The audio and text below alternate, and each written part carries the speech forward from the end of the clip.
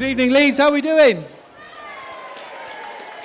Come on, it's Friday night in Yorkshire. You got more than that. So I'm just going to give you a few details about tonight. So in the far corner there, you'll see a table with some pens and notepads. That's for the Q&A. So when we take a break, if you've got any questions you'd like to have answered, then put it in there and we'll come around with a wine cooler, and then David will take the questions randomly. He's doing about 45 minutes, so that might be one question, to be fair. So the format of the night, he's going to come out in a second and talk for about 2 hours and 30 minutes. It started off as 2 hours a few shows ago, then it got longer, then it got longer, and then it got longer. So you might be here tomorrow, so who knows. And then we'll take around a 15-minute break and then come back for a Q&A and then 10 minutes to close the show. As I said, if any of you have seen David before, you'll know that timings mean nothing to him once he gets into a flow. In fact, we booked the venue for tomorrow night as well. So, without further ado, it's great to finally be here in Leeds, given we tried to do this in 2018 but had a venue cancel on us at the last minute. So we'd like to thank the Area Suite for hosting us tonight. And finally, it's a pleasure to welcome on stage for the first time in Leeds in over a decade, I believe, David Icke. Thank you. Thank you. Thank you. Hey. Cheers, man. Cheers. Whoa. Thank you. Thank you. Whoa. Thanks very much. Thank you very much. Thank you.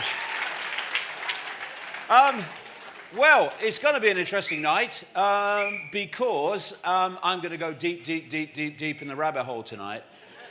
One of the things I think with the alternative media, and I do this myself on the website, and I do it in various other ways. The names, dates, places, Klaus Schwab, Bill Gates, level of all this. Yeah, exactly. And I just think the alternative media just started to coagulate a bit and just kind of look inward at that sort of stuff. And tonight, I ain't going to do that. I'm going to go way out from that because you go through a series of ceilings, if you like, where you think it gets to a certain point and, yep, I get that. But the question has to be then, so what's that part of? And when you get there, so what's that part of? So what I'm going to do is go deep, like I say, into strange, far out, far off places without which we'll never understand actually what's happening in the world that we call human. But first, what I'm going to do is just talk briefly about where the information comes from, all this, what, I'm in the 34th year of this now. I was really pleased to be here, see. Honestly, when I realized someone said this is planet Earth, I was going, what? Earth's a shitty place, I want to go home. And I had me duck for company. I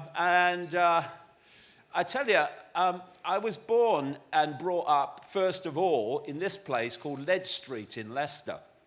And this was taken in 1952, the year I was born, and it was about another 3 years before I left the place.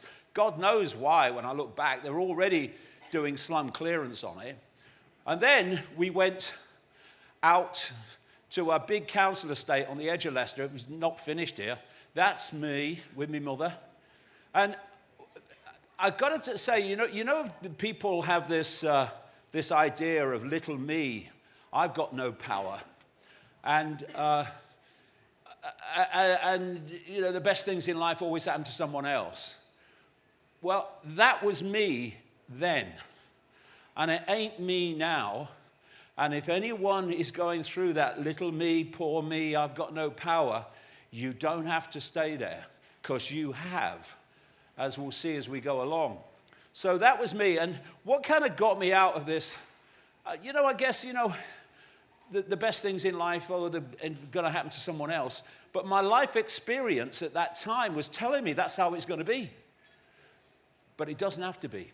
And what got me out of it was when I started to become quite good at football. This is me playing for a primary school team. And there was this strange thing happen when I was a kid. And I still don't understand it. Everywhere I went, I had this red ring round my head. Wherever I bloody went, honestly. And people were going, "What's that, David?" I said, "I have no idea, just everywhere I go." Anyway, eventually it disappeared when I started playing football. So I became a professional footballer. This is me playing at the old White Hart Lane Tottenham ground. And I played for a few clubs, and then rheumatoid arthritis finished my career at 21. And I became a journalist in, first of all, newspapers. I left school at 15. Never took a major exam in my life. And so trying to get into journalism was very difficult. So I got a job on this weekly paper in Leicester that was just about read by the people that wrote it. But things kind of moved. I got into the BBC eventually. God, smarmy bastard, isn't it? Was that really me? What were you doing, smarmy bugger? And I did, things like Breakfast Time, Frank Boff, older people in here will remember them, and Selena Scott and all that. And then there was the kids' programs with Keith Chegwin. He was a lovely bloke, he was. And John Craven and Sarah Green and Mike Reed. And then, look, I am bloody sorry, all right? Look, there are mitigating circumstances. I became a national spokesman for the Green Party, not for very long, he said, quick. And in those days, it hadn't completely been taken over by complete insanity and absolutely focused in its entirety on human-caused climate change, which is, in my opinion, not happening. But if we think it's happening, dystopia can be justified. So I did that for about a year and a half, and then I chucked it when I realized that politics was the answer to nothing. But something was going on in that year, 1989, when I was a spokesman for the Green Party, still working with the BBC. Whenever I was in a room alone, it was like I wasn't. This started in early 1989, and it got more and more and more tangible until in the March of 1990, I'm in a hotel room called Kensington Hilton, just down from Shepherd's Bush, where the BBC is. I've just done a program. And I sat in this empty hotel room on the side of the bed, looking out into the room. This presence was so bloody tangible. I said out into the room, "Look, if there's something there, would you please contact me, because you'll drive me up the bloody wall."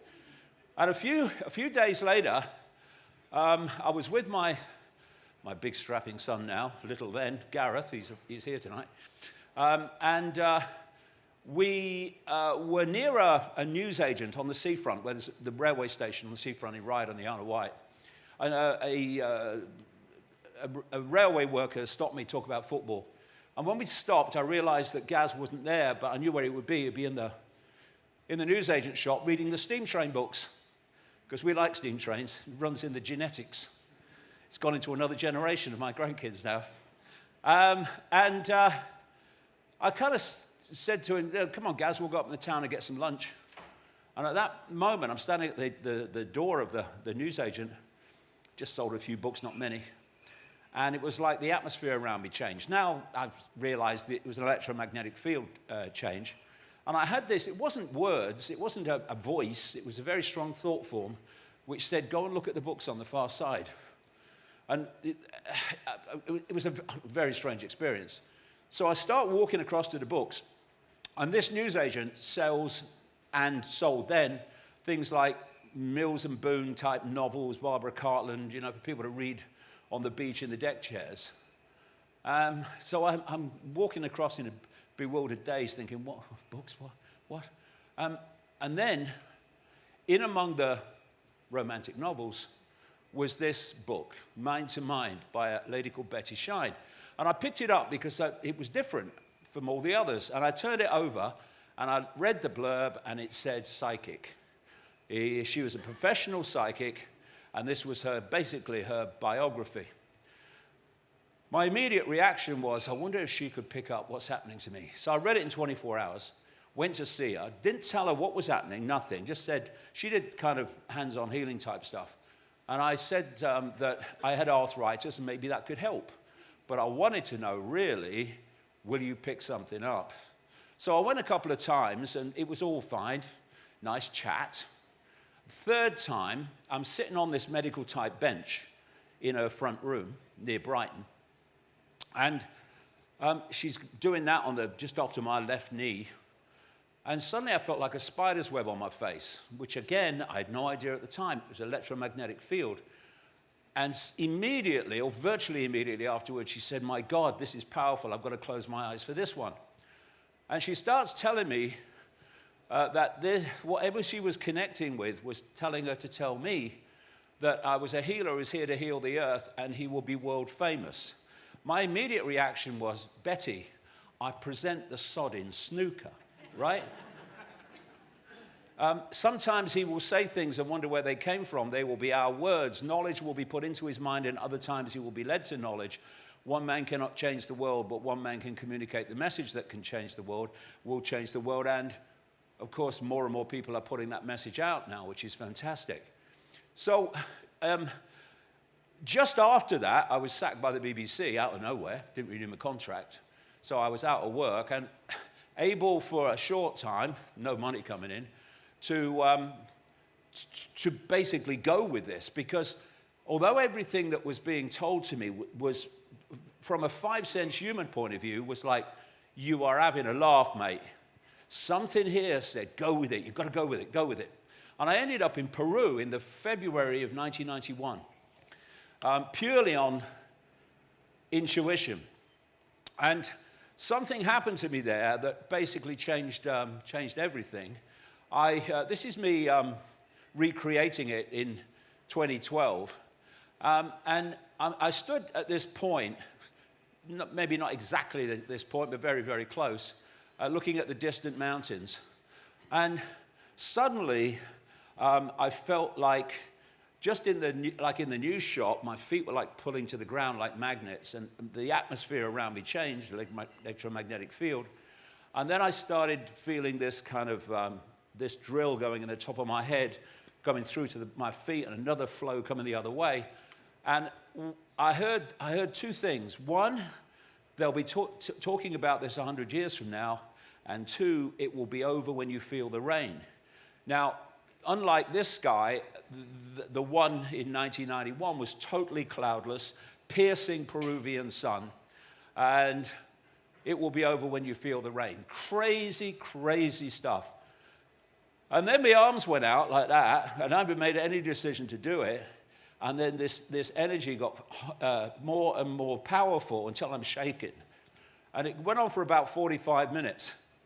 And you know when you drive in a car and you can't remember the last 2 miles or so because your subconscious has been driving the car? Well, it's like that. I kept coming back to conscious awareness, and then it would disappear. And one time I came back, I saw that over the distant mountains, there was a light gray mist, and then it got darker. And you know, if you put this in a B movie or even an A movie, they'd say, look, far-fetched, mate.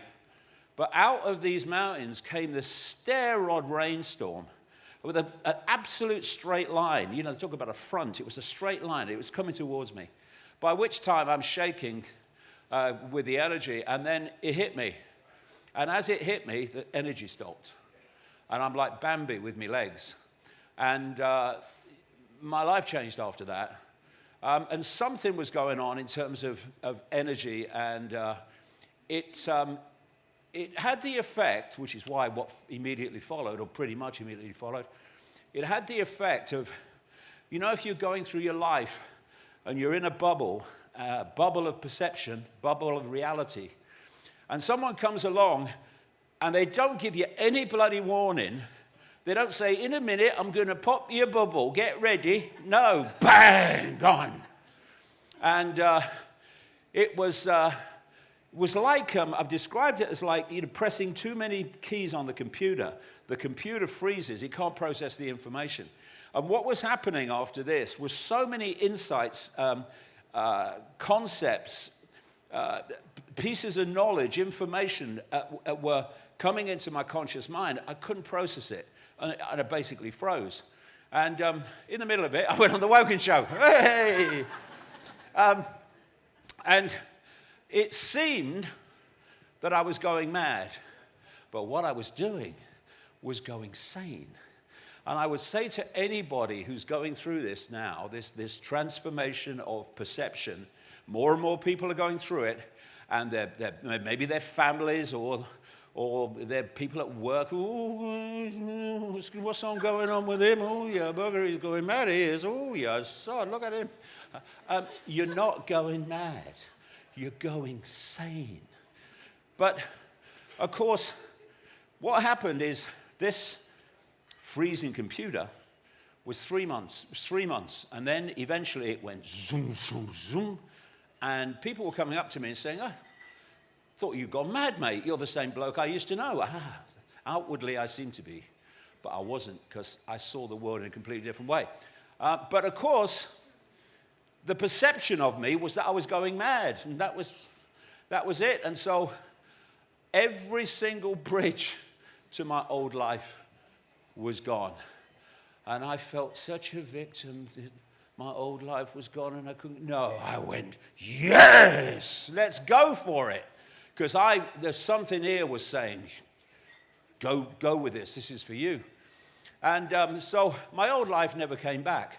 Thank you, God. But because of the perception, I went through historic levels of ridicule because they thought I was mad.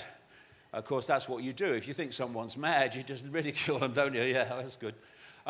But, you know, when you go through that level of ridicule and the abuse that then followed after that, there's one or two ways you can respond. You can disappear from the world and hide and never be seen again, or you can learn the life-transforming power of saying, I don't give a shit.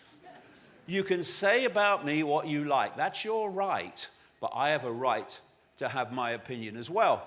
And so people say, I'm offended. Okay, you know, you just described exactly the situation. You're offended. You've chosen to be offended. Therefore, what you've actually done is given your power away to that which you think offends you. I don't know what it's like to feel offended because I can't manifest that. Because my philosophy is people have a right to see me as they choose. I have a right to be me as I choose, and that's the deal. So you can fall apart, or you can it can be the fire that hones the steel, and I chose the latter. Because the worst thing you can call me, I will border on offended with this maybe, is to call me normal. Normal. Being called normal in a world that's frickin' insane, that's got to be some kind of insult, isn't it? And look at it. Everybody believes in normal. Everybody knows that, mate. Well, how does everyone know that? Because everyone's told that. Well, they're told that because it's normal. What is normal? Normal is only that which you normally experience and that which you are told is normality. And if you step out of the normality, then normal is on your case big time, never more so than now. And so normal is fundamental to controlling human behavior via control of human perception. It's not normal. Good. So I began the long walk. In 1991, I had no idea where it was going, none at all. I just knew I had to go on it, go with it. And these two things then became very, very important in my life, almost from the moment that I left Betty Shine's front room. Sometimes he will say things, I wonder where they came from. They will be our words. Knowledge will be put into his mind, and other times he will be led to knowledge. In the first 2 years after Betty Shine, I was walking into information in extraordinarily synchronistic ways. It would be a personal experience, it would be meeting somebody or people, it would be coming across documents, books, all these different sources of information. And it was like someone was handing me pieces in a puzzle. almost in the order to most quickly see where they went. And in the first 2 years, the process was, well, maybe 2.5 years, was looking at the information that was coming in this synchronistic way and then concluding from it what was going on. And then there was a change after 2.5 years where I would know what was going on, and then the names, dates, places, tangible information would follow after that to confirm the initial, I think this is happening. And of course, what happens then is that process is tested by the passage of events. Does what you thought was going on and the information that supports it, does it actually happen? And overwhelmingly it has, which gives you more confidence to go deeper and deeper and deeper in the rabbit hole, which I'm going to do tonight. So what I've been doing ever since is connecting the dots in the maze, because only when you connect apparently unconnected people, organizations, events, does the picture become clear. Otherwise, it's just random. Why is that happening? Why is that happening? Why is that happening? And that's how we are presented with the world of reality, the world of events. It's what I call the postage stamp consensus.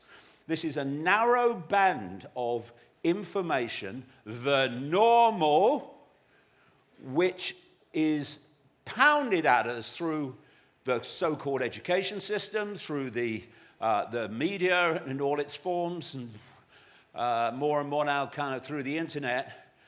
And it's done by giving us pieces, but not as pieces, as random events. And when you put the pieces together, you see how it connects. And my God, there's so many levels that the mainstream alternative has not even touched yet. So that is what is going on. So tonight, I'm going to just put together in the first half, and then we'll take questions wherever anyone wants to go. I'm going to put together what I've learned over this 34 years and how it goes much further than even the mainstream alternative is willing to go. First of all, what I grasped is that we are a point of attention within an infinite state of consciousness. Some people call God, it doesn't matter, the name doesn't matter. We are an expression of that consciousness. We are simply awareness. At our core, we are awareness. We are a state of being aware. All the form, the bodies, and all this stuff is simply a vehicle to experience particular bands of frequency, which we call realities. The core I is consciousness, an expression of one consciousness. So at that level, I am you and you are me. We are all each other. But try manipulating a target population that realize that. If you want to target a massive population, you have to get them to self-identify with the body, the labels of a human life, and the nature of the body, the race of the body, whatever. And you have to then play them off against each other. That's the only way you can do it. So that's the last thing you need your target population to know. And the fault lines are used to divide and rule us, and never more so than now. And, you know, I'll come as we go along to how this world is an inversion. Everything's upside down. And here I am now for 34 years. I've been saying we're all one consciousness. We're all each other. And all the forms and all the racial types and all of it is just an experience. It's not who we are. And yet I have events cancelled all over the world. I'm banned from 26 European countries over bloody night because I'm a bloody racist. That's the level of inversion, because if you can't get somebody demonized by what they're saying, then say what they're not saying. And people will just believe it. Oh, authority said it, you must be. And so all around the world, you see different cultures, and they have different names for this one consciousness. Wakantanka, the Lakota, call it the force which moves all things. We are an expression of the force that moves all things at our core. But we have to be stopped from realizing that, otherwise the house of cards of control comes down. And what divides us is perception. This is the stadium on which the entire conspiracy is played out. I don't care if it's Bill Gates or Klaus Schwab or Christopher Bloody Whitty. It's, in the end, all about perception. Controlling that, hijacking that, because we behave as we do, because we perceive as we do. If you can get perception, you've got behavior.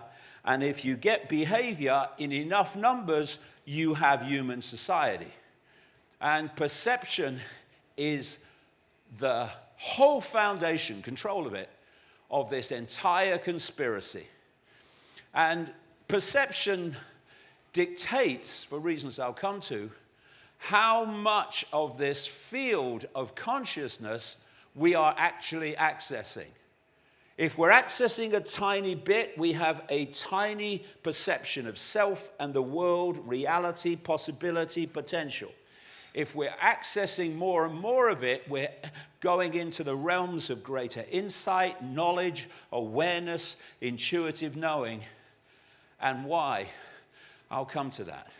And another thing, this should, if anyone in authority wanted really people to be informed, this should be taught to kids from the earliest age that they could grasp it.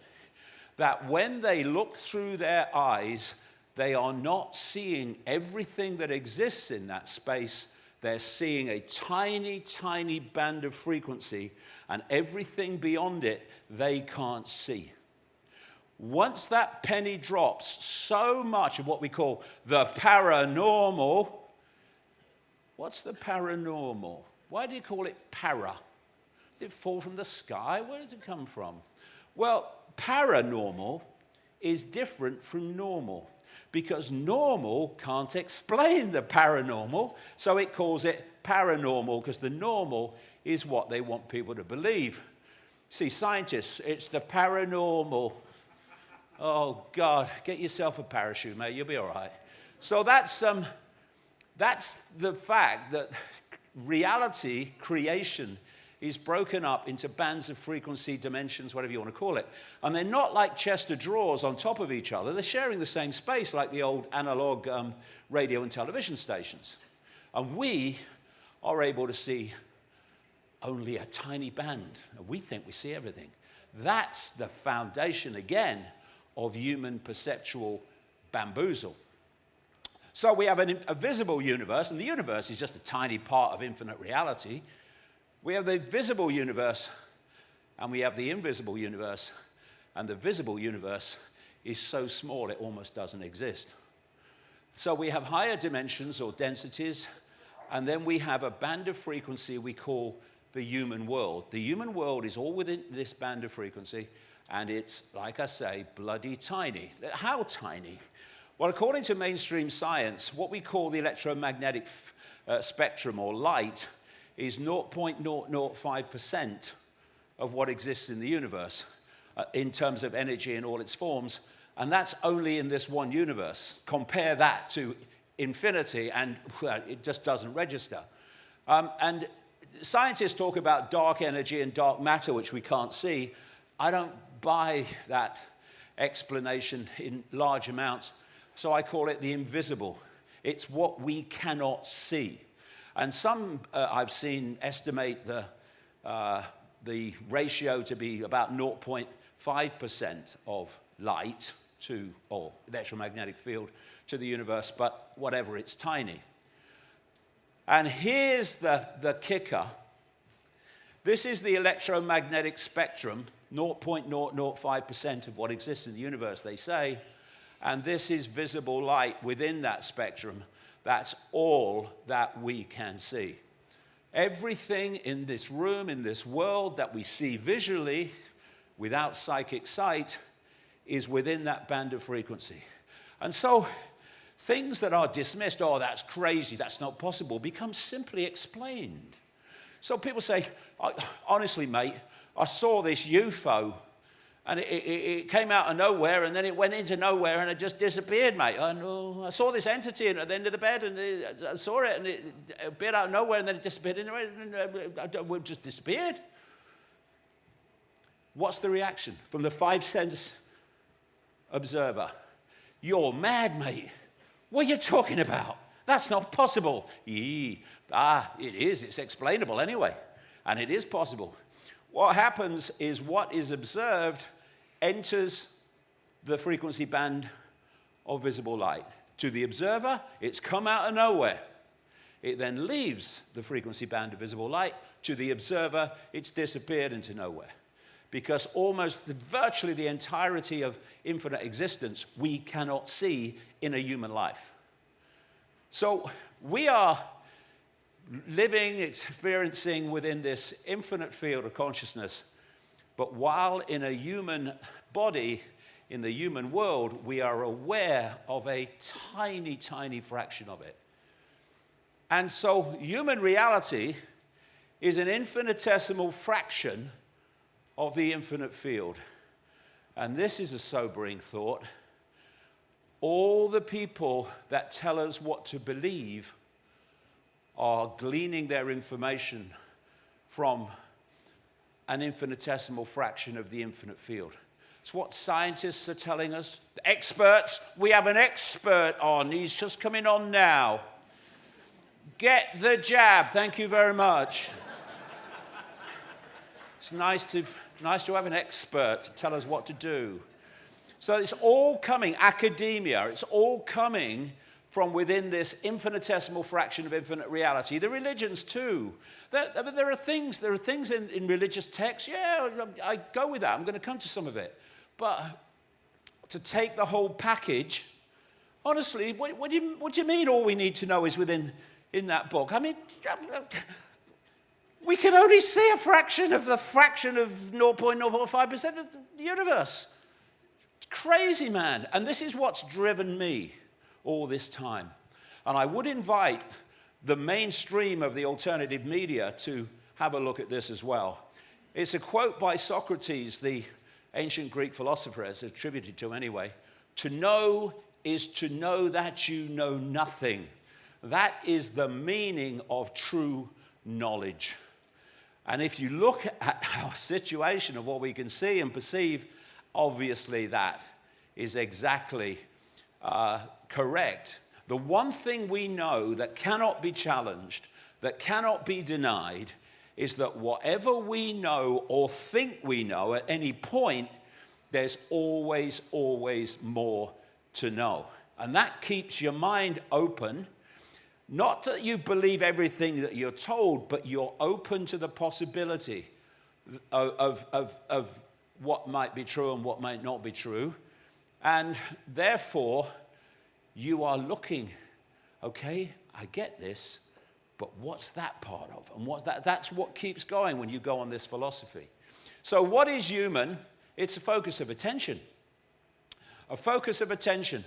A focus of attention through the five senses, which connect us into this reality. And if we so focus our attention on the world of the five senses, and only that, then we cut off an influence of realities that can give us a much greater insight, knowledge, awareness than the five senses will ever give us. So if you are trying to control an entire human population, you want them here. You don't want them getting any influence from here. You want them here, because that's where your information is coming from that is designed to hijack their perception. And what is decoding reality into this is what I call the biological computer. I've been calling it that since the 1990s. It is a biological decoding computer system which presents us with this reality which is nothing like we experience it. So we're walking through infinite reality, but we're only aware of what the body is decoding and what consciousness will give us if we go beyond what we call the mind. It's like basically fish swimming in an ocean, but not realizing there's an ocean. So this field of consciousness is known as the quantum field of potentialities and possibilities by some people. And if you are having a human life and you are not accessing this, or not much of this, then you have the myopia of perception and the myopia of self-identity. Once you start wandering and opening your mind to this greater swathe of awareness, that's what we call awakening. And virtually everyone in this room will be going through that or be in the process of going through that. So this is a great quote. Accidents happen, that's what everyone says. But in a quantum universe, there are no such things as accidents, only possibilities and probabilities folded into existence by perception. So how is that? Well, this is again mainstream science. Every time we feel emotion, every time we think, we are generating frequencies. And the field, the sum total of those frequencies, we could call it the perceptual field. And the nature of that perceptual field is dictated by the perceptions we have, the emotions, the thoughts. So if you are caught, and this is the weapon of control of the human race, in fear or anxiety or depression or resentment or regret, all these kind of low frequency emotions, literally low frequency emotions, they are low, slow frequencies. And joy and love and all these greater expressions of the heart are high frequencies, expanded frequencies. And that dictates perception, how much of this field we are tapping into, how awake we actually are. So you can expand and open your perceptions to get more and more of the field and all that insight, knowledge, awareness, but that's the worst frickin' nightmare of the manipulation network I call the global cult. They want you here. And all these institutions of education and science and medicine and academia and government and banking and corporations, they're all pressuring your perception. Never more, I keep saying it, than now, online safety bill, I rest my case, so that your perceptions are squeezed by not having access to information that would expand them. It's what censorship is really about. And so, question is how much awareness, question is, or answer is, how expanded are your perceptions of reality and your perceptions of self. The more they are, the more you will connect with, and therefore perceive. You will awaken. So the human body, the biological computer, is like a virtual headset. It's decoding this reality from the form it's really in to the form we experience it as. The body-brain is decoding wave field information into what appears to be physical reality. And it does it through the five senses. All the five senses, again, mainstream science, are taking waveform information, frequency. They're turning it into electrical information, which they communicate to the brain, and then the brain decodes that into digital holographic information, illusory, physical. And of course, the ears are the classic sound waves, frequencies. We decode. We only hear sound when the brain decodes the sound waves. But all the five senses work like that. And then you have different parts of the brain that are taking that electrical information from the senses and decoding it and putting it together into a reality we think is physical, solid, and outside of us, when it's actually inside of us, as I'll come to. Now, if you said, I mean, this sounds crazy, oh, that's a far out, dude. This is mainstream science up to this point. So you say to someone who knows nothing about computers, that in this room is a field of information, a radiation field of information, what we call Wi-Fi, and you can tap into it with a computer anywhere in the world, in Australia, in London, in America, Australia, anywhere. And they knew nothing about computers. They'd say, "You're mad, mate. What are you talking about? I can't see it. Where is it?" But you say exactly the same thing today to someone who knows about computers, and they'll go, "Oh, yeah, computers, yeah, Wi-Fi, yeah, computer, yeah, I know about that, yeah. And the only difference between, "Oh, yeah, and "You're mad, mate," is knowledge. That's all it is. And that's why the suppression of knowledge, particularly, more than anything, in fact, about the nature of reality, is crucial to this cabal controlling the global population. And then you say to people, "Okay, tell me about the internet." And they'll say, "Oh, well, yeah, it's videos and graphics and texts and pictures on the computer screen." Yes, it is. But only on the screen. Everywhere else, it's nothing like that. It's a Wi-Fi field or it's electronic circuits. And then you say, where is the information that you see on the screen? Is it here or there? No, it's on the screen. What does that mean? It's coming from inside the computer. And this reality is coming from inside us as a biological computer. So what the body is doing is decoding waveform information, which is the reality, think Wi-Fi, and it goes into digital holographic information, which appears to be the world that we're experiencing. And so this is the physical world. It's the decoding system of the biological computer. The external world is not external, it's in here.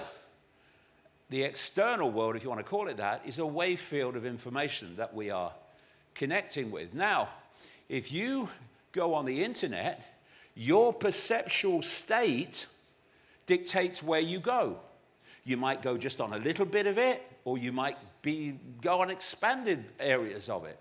And it's the same with our perceptions. It's dictating how much of this field of information we're accessing. So this scene from the Matrix movie is spot on.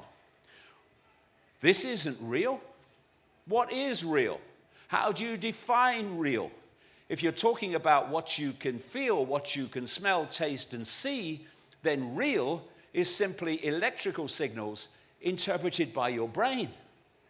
And this is Alan Watts, who was a British philosopher who spent most of his time in California, who left us in the 1970s. Without the brain, the world is devoid of light, heat, weight, solidity, motion, space, time, or any other imaginable feature. All these phenomena are interactions or transactions of vibrations with a certain arrangement of neurons. That's the reality. Now, this global cult that I talk about, its inner core anyway, knows all this and keeps it from us, which puts it in a fantastic position of power through the ignorance of the population of its very reality. What is human? How the body senses decode information. But there's another word that can be added there. What is human? How the body senses are manipulated, 2 words, are manipulated to decode information. And that's the foundation of the conspiracy, above everything else that we see.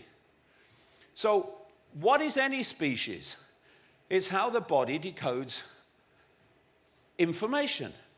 Why does an elephant act like an elephant and a duck act like a duck? Why does the elephant not act like a duck? because its biological computer is running a program that makes it act as that species. And it's the same with human. We are running a human program. I'll come to that. So there is no physical, there is the illusion of physical. And I explain in the books how we can bump into a wall and it can seem physical when it's not. So there's no physical, it's holographic. And you know, I mentioned there about computers and Wi-Fi. One of the things that's really hit me over the years, especially recent years, is how this explosion of technology that's taking the world over is absolutely mimicking how we create reality and experience reality. It's a technological version of the same thing. And so holographics is getting more and more sophisticated to the point not long from now you won't be able to know the difference between a holographic reality and this reality. And it's this, you know, we'll come to that as we go along with the technology. It's all mimicking how we create reality. So this is Bill Hicks, a great comedian in America. He died far too early in the 1990s. And he took this stuff and went out there. He realized it's all an illusion. And this was part of a joke, but he was a very profound man. All matter is merely energy condensed to a slow vibration. We're all one consciousness experiencing itself subjectively. There's no such thing as death. Life is only a dream, and we are the imagination of ourselves. And in those last few words, it encapsulates the whole foundation again of this global conspiracy. It is the hijacking of the imagination of ourselves. That's how it's done. And this is Albert Einstein. Concerning matter, we have been all wrong. What we have called matter is really energy whose vibration has been lowered as to be perceptible to the senses. There is no matter, there is only light and sound. Lowering to the point where it enters visible light and becomes visible to the senses. So we're told that atoms make up the solid world, the physical world, so eggs is physical. Well, that's not very easy when the atoms have no solidity. The distance between the nucleus of an atom and the electrons going around it is only the distance to get it on the screen. The real distances are fantastic. Here's an example. If the nucleus were the size of a peanut, the atom would be about the size of a baseball stadium. If we lost all the dead space inside our atoms, we would each be able to fit into a particle of dust, and the entire human race would fit into the volume of a sugar cube. That which is not physical cannot be the building blocks of a physical world. And this is a guy called Robert Lanza, a scientist, in a book called Biocentrism. And all he's doing here is explaining the process by which we see a lighted candle. The flame is emitting photons, or tiny packets of electromagnetic energy, each pulsing electrically and magnetically. These invisible electromagnetic waves strike a human retina, and if and only if the waves happen to measure between 400 and 700 nanometers in length from crest to crest, then their energy is just right to deliver a stimulus to the 8 million cone-shaped cells in the retina. Each in turn send an electrical pulse to a neighbor neuron, and on up the line this goes at 250 miles an hour until it reaches the occipital lobe of the brain in the back of the head. There, a cascading complex of neurons fire from the incoming stimuli, and we subjectively perceive this experience as a yellow brightness occurring in a place we have been conditioned to call the external world. So there are mainstream scientists now are beginning to see what an illusion it is. So does a falling tree make a noise? Only if you hear it. How come? Because the falling tree, on one level, is electromagnetic field, electromagnetic information field. That's why it's a tree. And as it falls through the wider field, it creates a disturbance, a frequency, electromagnetic disturbance. If no one's there to turn that disturbance into electrical signals, which the brain then decodes as the sound of a tree falling, then it doesn't make a noise, because it only makes a noise when we decode it. There is no time. I mean, there's nothing really that controls human life more than a sense of time. Is that the time? Oh my God, running out of time. Or, oh, time's so slow today. You know, Einstein talked about this, the way that time is just a perception. As he put it, you're with a beautiful woman, time flies. You know, you've got your finger in a boiling water. Did I say something there? Was that going somewhere? They told me about Leeds. You've got your finger in a boiling water. Or you're sitting in a dentist and you don't like the dentist. Time goes really slow, but time doesn't exist. How come? There's got to be a future and there's got to be a past. Okay. There's only the now moment. That's all there is. And because of this, where were you when you experienced what you now perceive as the past? You were in the now. Where will you be when the future becomes an experience? In the now. Where are you when you perceive the past through memory? You're in the now. Where are you when you're worrying about the future? You're in the now. There's only the now. And there's a reason why it seems that we have time, as I'll come to. Far away, space. The space illusion. Millions, billions of light years away in the night sky. But what you're looking at in the form that you're seeing it only exists in here. So where's the space? Suddenly gone. And here's a near-death experiencer who's left the body when the body dies. Why do they leave the body when the body dies? Because the body stops decoding this reality, and they therefore experience another one. There's so many common themes of experiences that millions of people have had. And this one said, everything from the beginning when they left the body, my birth, my ancestors, my children, my wife, everything comes together simultaneously. I saw everything about me and about everyone who was around me. I saw everything they were thinking now, what they thought then, what was happening before, what was happening now. There is no time, there is no sequence of events, no such thing as limitation of distance, of period, of place. I could be anywhere I wanted to be simultaneously. And there's a reason why, and I'll come to it, why we don't experience that here. And this is Don Juan Matus, a Central American shaman. We are perceivers, we are awareness, we have no solidity. We are boundless. We, or rather our reason, forget this, and we entrap the totality of ourselves in a vicious circle from which we rarely emerge in our lifetime. And again, what the conspiracy is doing, way above all the names, dates, places stuff, although that's an expression of it, that's how it plays out, is making sure that we do not emerge from the vicious circle in our lifetime. So, you mean it's not real? Well, not as we experience it, no. Which is kind of, again, sobering thought number two. All the parliaments of the world are making laws, making decisions, imposing systems based on a reality that doesn't exist except as we experience it. Same with science, same with medicine. Same with journalism, reporting a world that doesn't exist except as we experience it. And if we don't understand reality, we don't understand anything, and that's the bloody idea of it. And that's why we have the bamboozle.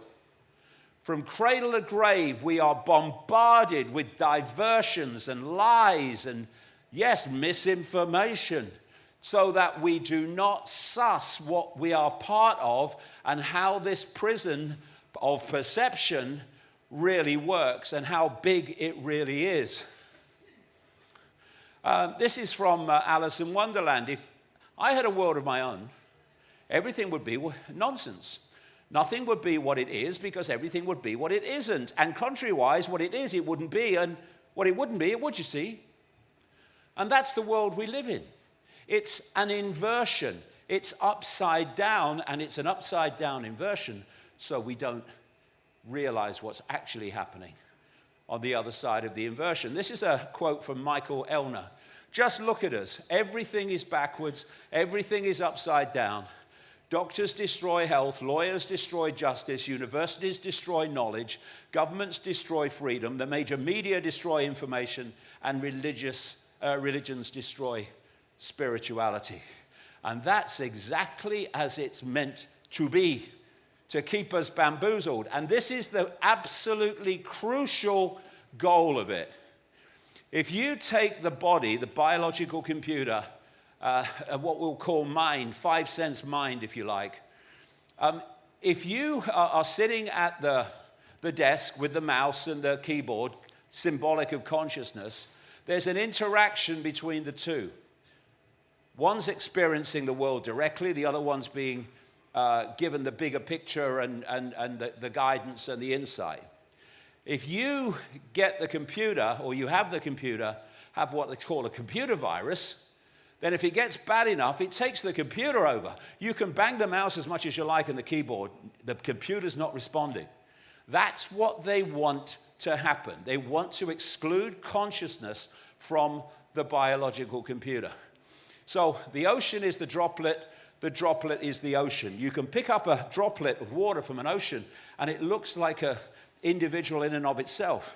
But drop it back in the ocean, and where does the droplet start and the ocean start? They are the same. And their whole foundation, again, is disconnecting the droplet from the ocean, disconnecting 5 sense mind from infinite awareness, so the only perceptions we have are of the 5 sense decoding system, and the only information we get, which is why all the censorship's going on, is coming out of that 5 sense world at us.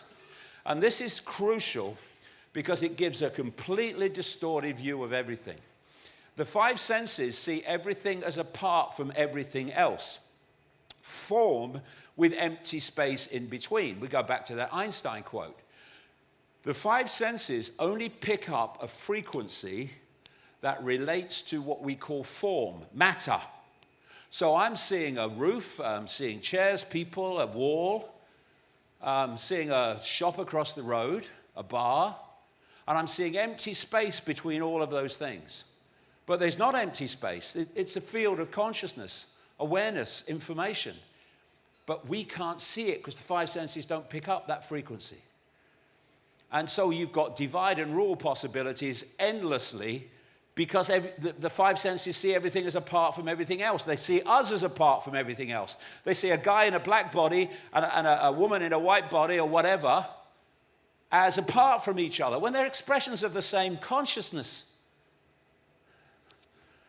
It's sad that I'm a racist, isn't it? And so, well, the idea is that you go through your bloody life on this postage stamp consensus of normal, and you don't question it, and if you do, you're mad or bad. And you get them early. From the earliest possible age, the programming starts, the perceptual programming. You want to take kids that still have the potential of going out into the field of possibility and potentiality, and you want to turn them into clones of your system that see the world the way that suits your dystopia goal. And what's fantastic about young people today who have been through this, and you know, I was born in 1952, and education was manipulative then, but not even bloody close to what it is now. I feel for kids today. They're going to school to be programmed mercilessly with an agenda that has a very sinister motive. And the teachers are just going along with it because they've been through the same system. They think it's right, or my career if I challenge it.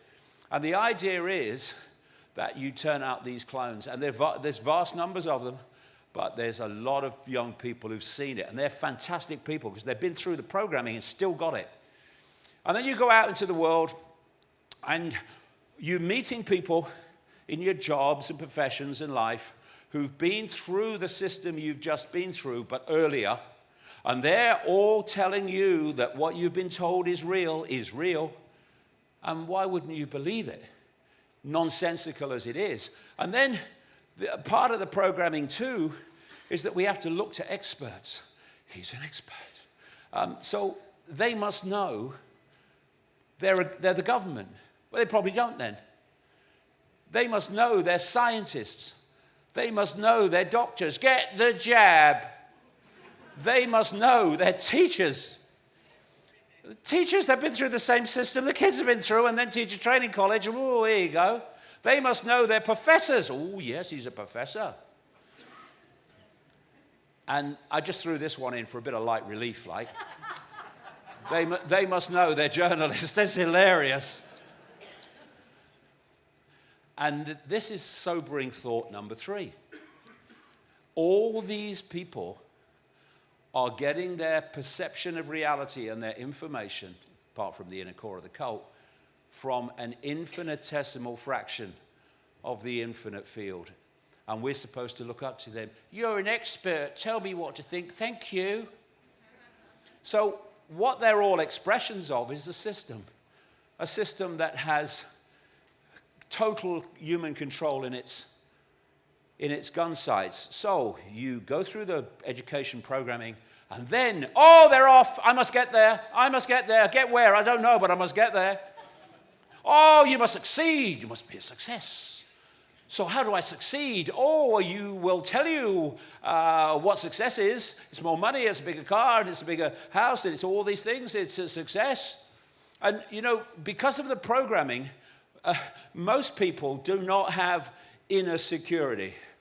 And so they're looking externally for confirmation of themselves, that they're good people, they're intelligent people, whatever, that they're successful people.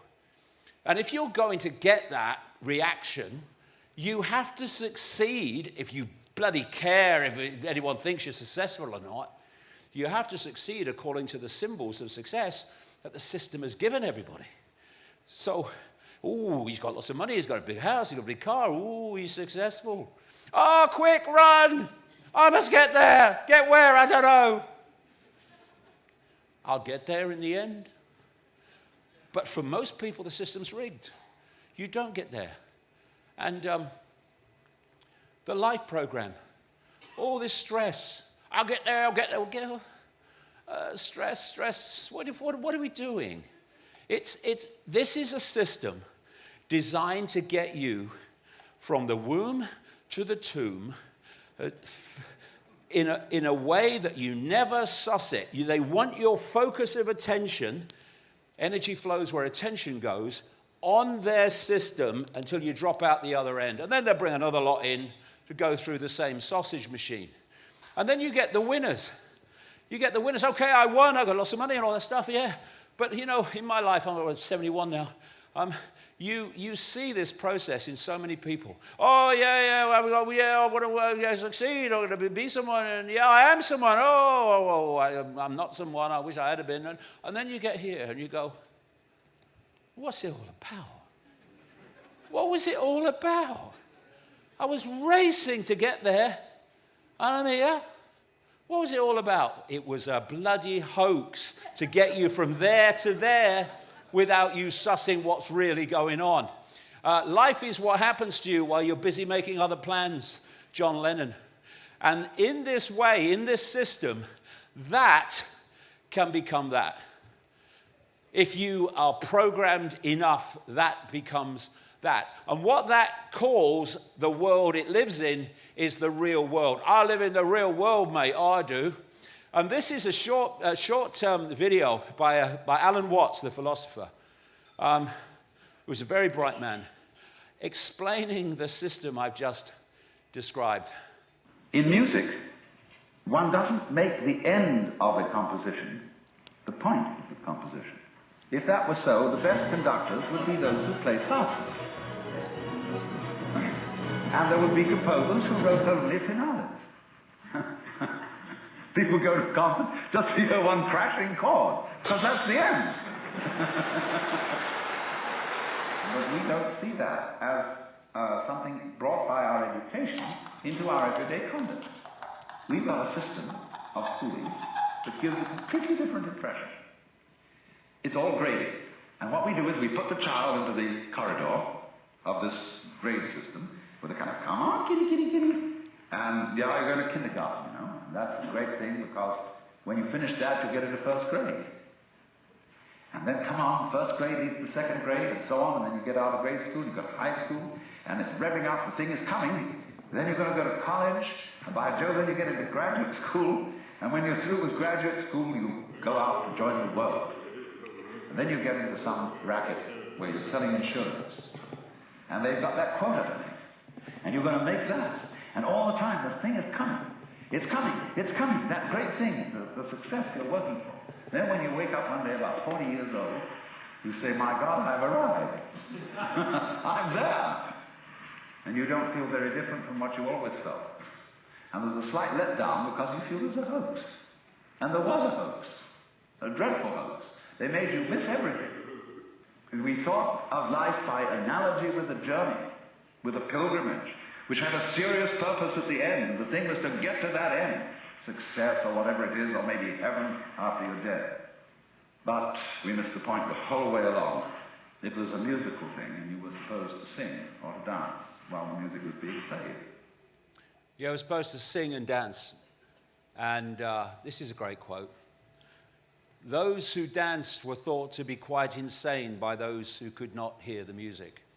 When people start to awaken from five-sense mind into consciousness beyond it, they start to beat to a different drum. They start to dance to a different tune. And those who can't hear or perceive what they're perceiving think they're crazy because they cannot hear the music. But it's there. It's there all the time. We just have to open ourselves to it. Now these metronomes were all started at different times in a different sequence, and gradually they all come together to sync with each other. Apart from this one over here, he's called David, that one. And this is what the human race is, all being brought into sync if we're not awake. And that's why being called normal is such an insult, because normal is simply what we're programmed to believe is normal, when infinity of possibility lies beyond it. Can you remember who you were before the world told you what you should be? We are always comparing what we are with what we should be. And who's doing the comparing? The system's telling us what we should be. People that believe in the system's sense of reality are telling us what we should be, when we unique expressions of all that is should be deciding what we should be and what we are. So this is another wonderful example of the inversion.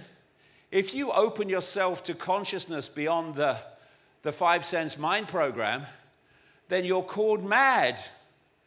But if you are in the mind program, following the rules of normal, then you are sane to other people who follow normal. And you know, you ever heard people say, oh, you must have done all the time, especially during COVID.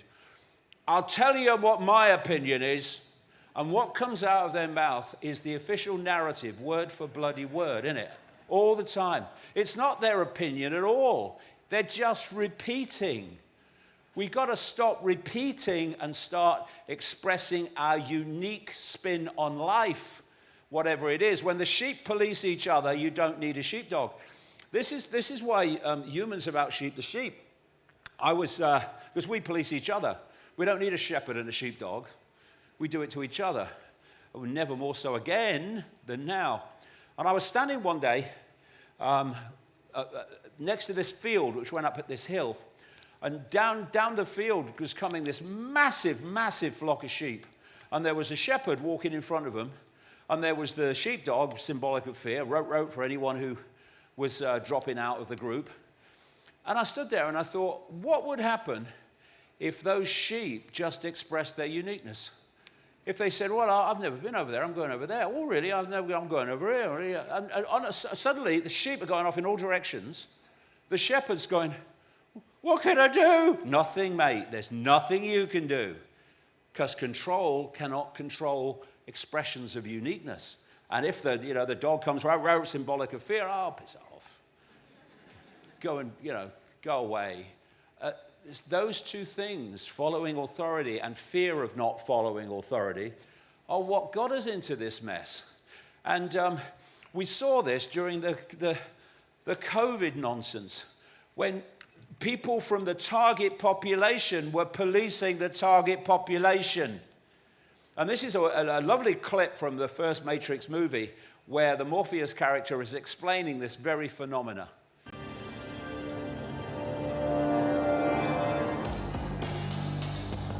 The Matrix is a system, Neil. That system is our enemy. When you're inside, you look around, what do you see? Businessmen, teachers, lawyers, carpenters, the very minds of the people we are trying to save. But until we do, these people are still a part of that system, and that makes them our enemy. You have to understand, most of these people are not ready to be unplugged. And many of them are so inert, so hopelessly dependent on the system, that they will fight to protect it. So dependent upon the system that they will fight to defend it. COVID. I rest my case a second time.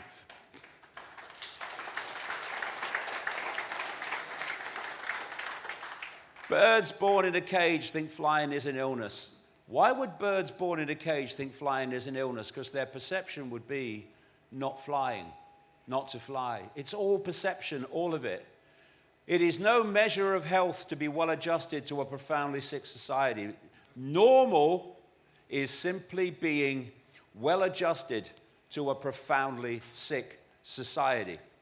And so the idea is that we are ensconced, enslaved in the 5-sense prison cell, which I call phantom self.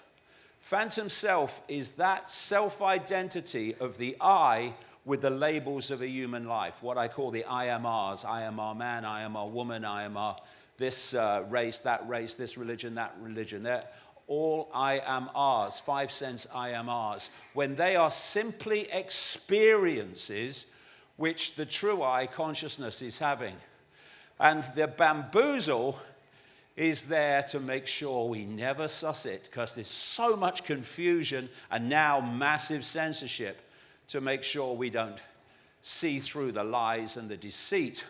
So we are imprisoned by perception. And if we want to be free, we've got to take our perceptions back. So we're not getting them from authority, we're getting them from ourselves, a unique spin on life, as I say. Imprisoned by our point of attention, our sense of reality. And so if you're going to do that, you have to give the target population a fake reality of everything, which is what we are given. You hide this. Ooh, don't let them know that's who they are ultimately. Oh my God, no. Nightmare all over. You hide this, the fact that we can only perceive a fraction of infinite reality, and you sell them this. Bubbles of perceptual imprisonment called human life. And you divide and rule the target population so they're fighting each other and don't realize that the strings that are held by, are attached to one, are held by the same hands that are attached to that which you are opposing or disagree with. So, divide and rule by race, divide and rule by religion, divide and rule by politics, left and right, divide and rule men and women, divide and rule through sexuality, God, self-identity by how you bloody like it. Bloody hell, how far we have fallen from infinite awareness.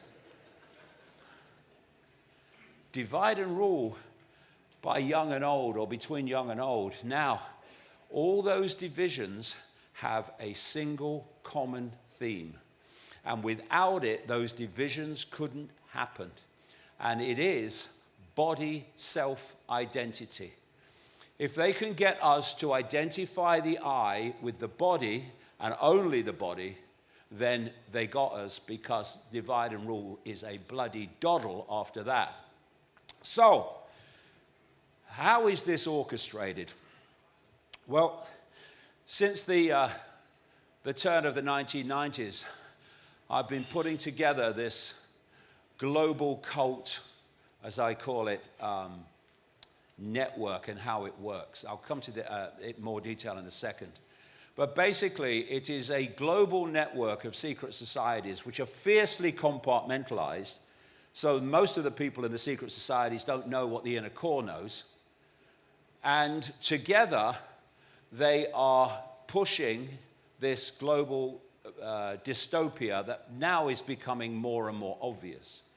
And when I started putting this together in the 1990s, the kind of start of the 1990s and into the 1990s, my next question was, well, when did this bloody start then? Because it wasn't 5 years or 50 years ago not to put together what's been put together. So I started to go back, and you can get comfortably into ancient Babylon and Egypt and this area of the world, although other areas of the world as well, but this is very important. And you can follow it through the Roman Empire and up into the empires of the European nations that followed that.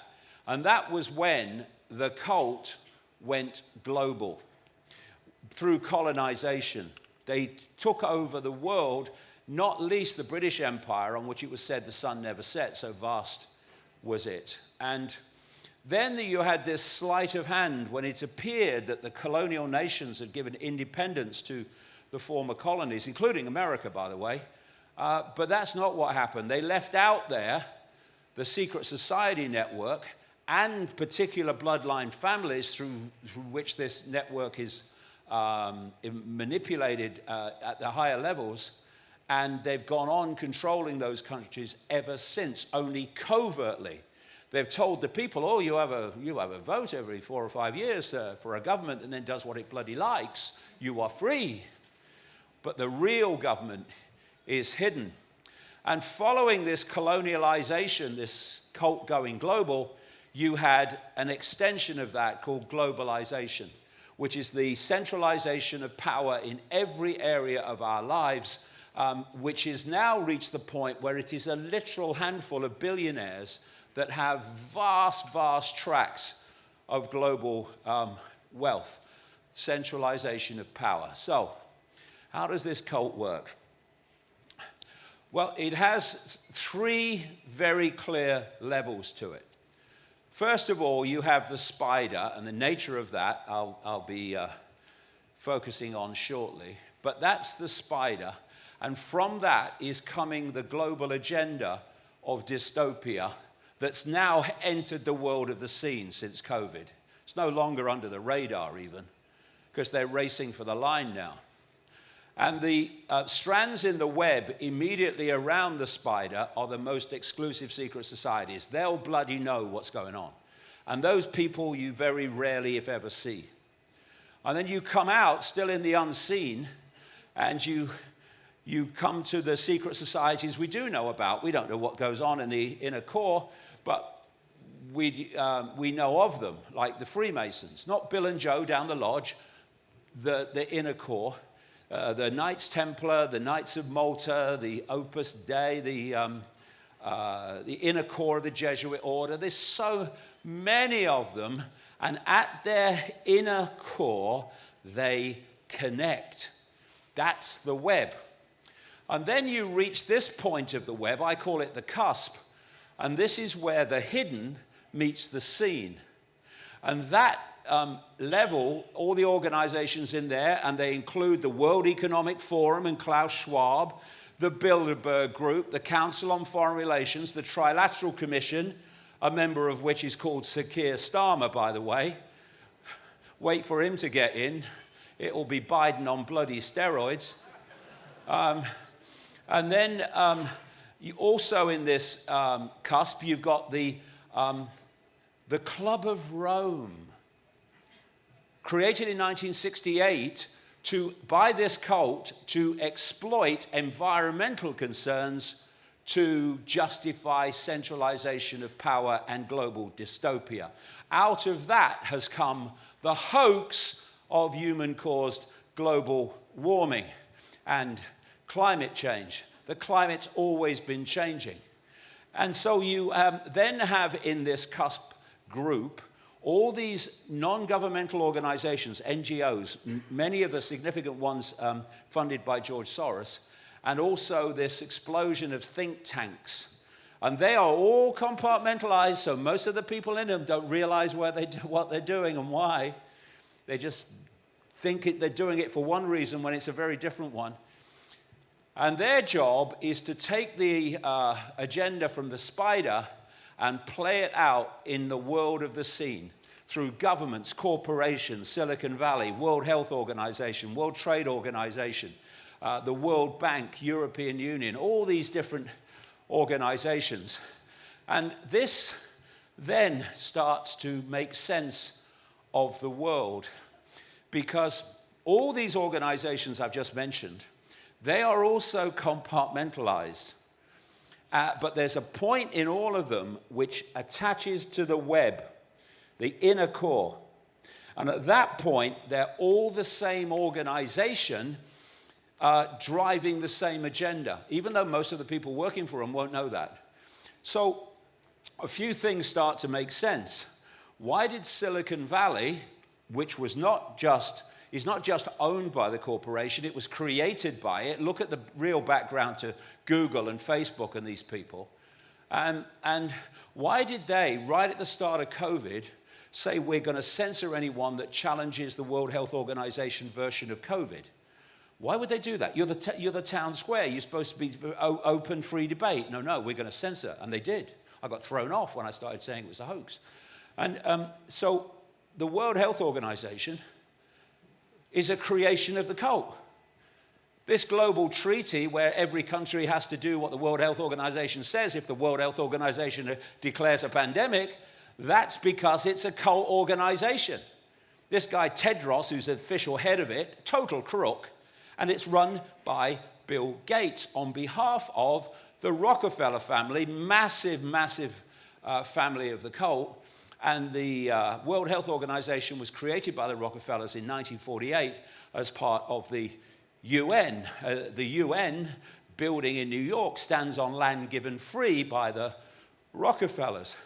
So you suddenly start to realize that Silicon Valley, owned by the cult, is censoring anyone challenging the World Health Organization, owned by the cult, because that's the cult narrative, and that's protecting the cult narrative from all borders. Then you get Big Pharma, again, which emerged in such great amounts out of the Rockefeller family and J.D. Rockefeller, the oil tycoon. So then you have Pfizer and Moderna, and they go along to the drug regulating agencies like the MHRA, run by this strange woman, June Rain, in this country, and the CDC and the FDA in America. And the big pharma companies say, we'd like permission to roll out a vaccine that ain't really a vaccine by any previous criteria on the population and younger ages, which we haven't trialed and we haven't tested to any extent whatsoever. But we, at the core, know what's in it, so you know why we want it. And you would expect the drug regulatory agencies to go, you're having a frickin' laugh, mate, right? Of course we're not going to give you permission for that. What are you talking about? We're here to protect the people. From you? No. Yes, sir. That's all right, sir. Anything you say, sir, said the drug regulatory agencies. And they're still saying it. Why? Because Big Pharma is owned by this cult, and so are the drug regulatory agencies that are giving permission to a cult operation to advance a cult agenda of jabbing everyone with this mRNA frickin' synthetic shite. So this is how it works, and this is the vehicle that allows this coordination, starting with a war criminal. It's a very pertinent question to ask how you build back better. Cheers, mate. To build back better or whatever. We have a chance to reset the clock and build back better than before. To build back better than before. Remember the terrible damage Joe Biden calls it Build Back Better. Build back better. Building back better. To do things differently. To build back better. We're going to build it back better. And build it back better. My plan to build back better. Start taking all the problems that have been created in education and health and start to build back in a positive way. I have launched a booklet called Build Back Better, written after coronavirus. It's about building this country back better. Growing conspiracy following it. It is called the Great Reset. Unprecedented opportunity to rethink and reset the ways in which we live. The great opportunity for reset. The theory even calls Mr. Biden's campaign slogan, Build Back Better, a front for the conspiracy. Build back better. Building back better our economy. Build back better. All elements of the Great Reset are fundamental to building the future we need. This pandemic has provided an opportunity for a reset. It's a big effort to, some would say, to build back better. We would say to really have a reset, great reset. Conspiracy, conspiracy. That's how it's coordinated through this web. And people say, oh no, you couldn't have a conspiracy because too many people would have to know. No, through this network you don't. So this is how the information control works. The cult is a network of secret societies, and they're secret for a reason, obviously. It's to keep information from us. So all the way through, they are passing on the knowledge, not just about the agenda for global dystopia, but crucially, they're passing on the knowledge of reality and what it really is. And these same cult organizations created global education. They own the global media. They own Silicon Valley. They own the mainstream sources of information. And the idea is that the expanded information is passed on through the cult to the chosen few, and the public get a postage stamp consensus of information. And the idea is to keep us there. An awakening, which is happening now to more and more people, that people here will be in that category for sure, are now breaking out of that stranglehold. So this is the structure that they are trying to push us towards so fast. First of all, at the top, you have an elite. It says 1%. It's actually a lot less than 1%. And these people you see in the pictures, they're all gophers. If they're in the public eye, they're gophers. The real power you don't see. And the idea is that this elite, with them playing the gopher role, controls all the main things that are necessary for human survival. They control the food, they control the water, they control the energy, they control everything we need to survive. That's the idea, and that's why they're pulling all these things towards them all the time. At the bottom is the mass of the population, and the idea is to make them dependent upon them for the basics of survival. And what you depend upon controls you. That's the whole dynamic that we're looking at. And this is why the world is changing as it's changing, to make the population dependent on them. And in between the two, and we started to see this very clearly during COVID, is planned to be ultimately a military police state. That's why the police over the decades have got more and more, looking more and more like the military.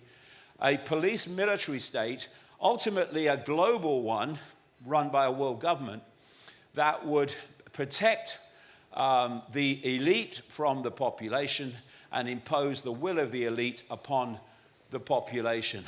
And that's, I call that, let me just go back one, I call that the Hunger Games Society. I called it something else before, but when the Hunger Games trilogy movies came out, They so symbolize this world in the way the movie was portrayed. Okay, so this is the structure of that dystopia, that pyramid, that Hunger Games society.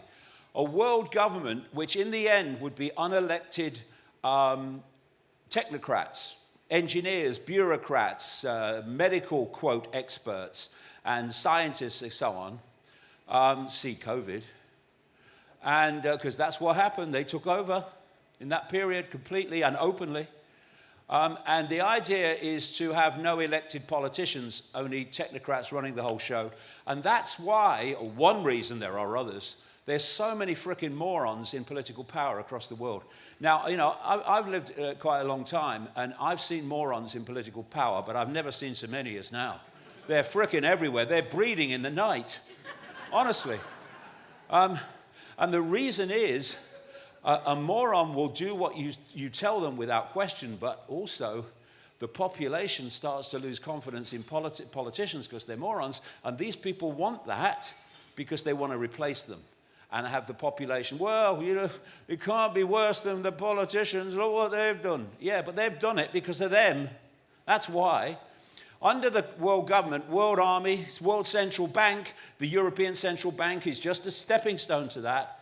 A world currency. It was in a book called The Robot's Rebellion, which I wrote in 1992, that I first said the plan is for a global single electronic currency and the end of cash. Well, look at what's happening now.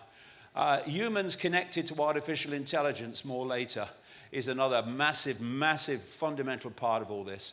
Under the world government will come the superstates like the EU and trading blocks and various things like BRICS and whatever. And under that, countries replaced by regions. They want to break countries up into regions. That's why all the borders are coming down in Europe and the southern border of the United States. They want to create a global monoculture. You know, people, you know, white people are being targeted very clearly. Very, very clearly. You can't be racist against a white person. And if people think, okay, well, that's good because I'm not a white person, they should just remember this. When white people are subjugated, then they're coming for you. And then they're coming for you. And then they're coming for you. Because the idea is a global monoculture in which everyone is the same and conforming to the same. So this is the structure, both nationally in governments and in the planet as a whole. You've got the cult at the top, working through the secret societies. They control finance and banking. They boom and bust whenever they choose. Military and intelligence. The military doesn't get elected. It's always there. And if you go back, and Robert Kennedy Jr. has talked about this, if you go back one step from Pfizer and Moderna and all these other people, it's the military that ran the fake vaccine campaign. The corporations were just fronting up for the military. And so the military are behind it all in the end when they answer to this cult. So then you've got big pharma controlling medical policy, global corporations, government administration, law and courts. They're all more and more just being taken over and they're rubber stamping for the cult. This judge in Holland this week that confirmed my ban from 26 countries. Do you know the law that I was banned on no longer frickin' exists? But she said, well, it existed when they banned you. Yeah, but a few months later, the law was dropped by the Schengen group. It no longer exists. I'm still banned. And the other thing they said is, oh yeah, and if he doesn't change his views, he could be banned indefinitely. Oh, thank you very much. That means I'm banned indefinitely then, because you can stick it up your frickin' arse in changing my views.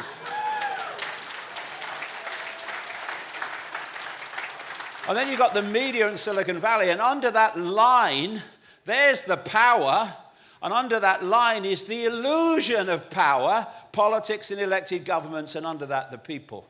And so this is the American example. It's the same everywhere.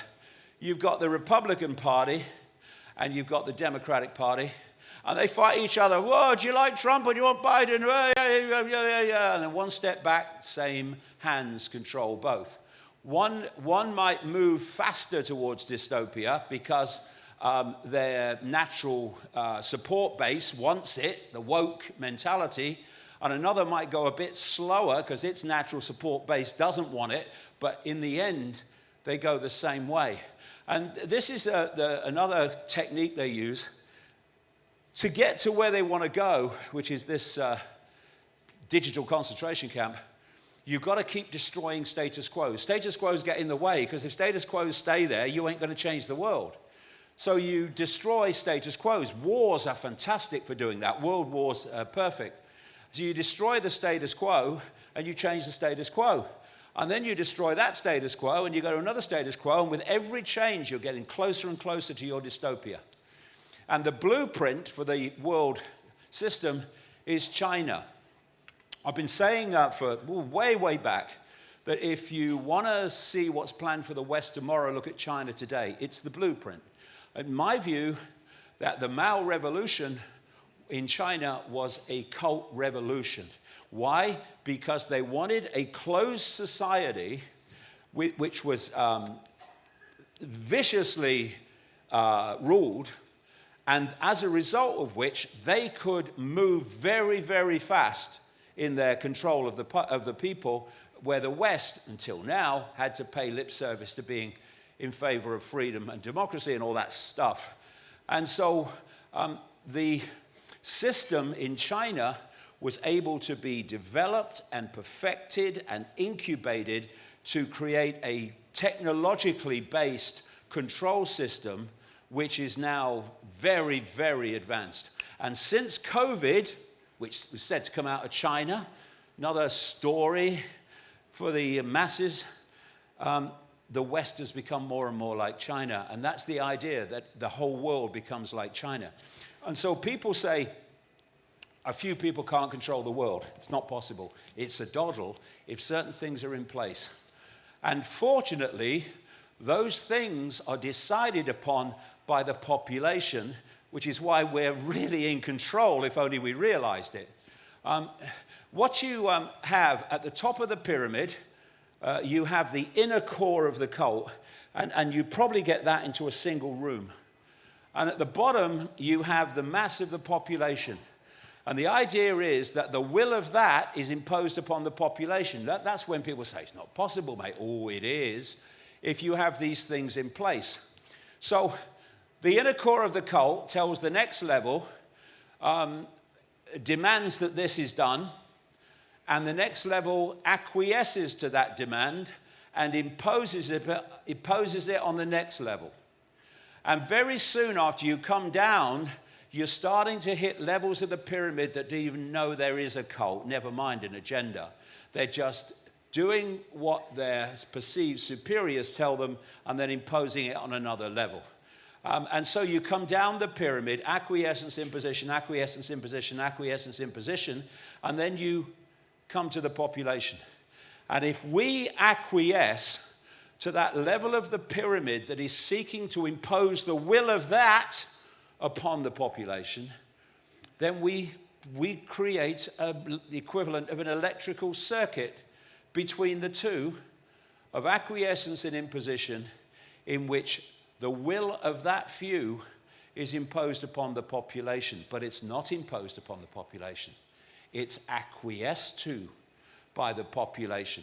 Because if we allow governments, government agencies, and all these other institutions to impose their will, the cult's will, really, upon the population, then the cult is running the world.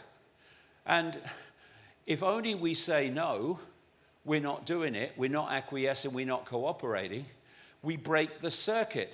And thankfully, more and more people are starting to see that, and we need to enact it fast. So we are another deep step in the rabbit hole now. He's about to go far out. Well, for some people, probably not the people here. What is that bloody spider? That's what I asked. And over the years, what I've said is that the spider is a non-human force operating not even in this reality, which is not saying much, given that our reality is so. bloody narrow. We are, in the world of the seen, are being manipulated from the unseen. And this global cult is the representative of that force in our human reality to impose the will of that force upon the human population. And again, it's not saying much that we're being manipulated from other realities when our reality is so ludicrously narrow. So if we take this, and again, like I said earlier, it's not chest of drawers, this is sharing the same space, just on different wavelengths. If we call this the third dimension, the human world, then you have the fourth dimension, or what in esoteric circles is known as the astral dimension. And that kind of, at the lower frequency levels, actually interacts with our reality. And then you've got what I call the fifth dimension or beyond, which is beyond the manipulation. This is where the manipulation's going on, here. This is a piece of art that was given to me in Cardiff about 10 days ago by an artist called Lisa, in which she'd symbolized this with the web of control of the cult, and it's being ultimately dictated to by this astral realm, which is a realm of absolute chaos. At the lower levels, demons, as religions call them. And so there is a point where the lower frequency levels of this astral realm, like sharing the same space, and at these levels, this is where you see ghosts and this so-called paranormal stuff, where, you know, in the old analog system, you're on a radio station, and that's your main station, but another one's close enough to interfere with it. You can hear it, but it's not as strong as the one you're on. Well, that's what this point is with the astral. And so what a ghost is like, it's a visual version of interference. That's why they very rarely look solid, although some do. And so the manipulation of our reality with this demonic force, shall we call it, is coming from here. And this cult is here, imposing the will of that upon the human population. It's the realm of the demonic gods, this lower astral. And again, when I started coming across this, I thought, well, look, if this is real, then the ancients must have talked about it, because we're not just found out about this. And that's what you find. The common themes of a force in the unseen manipulating human society is absolutely universal. These are some of the names for the gods, shall we say, as they were perceived. You know, we're worshipping the gods, we're sacrificing someone to the gods. It's these astral entities that are running this show.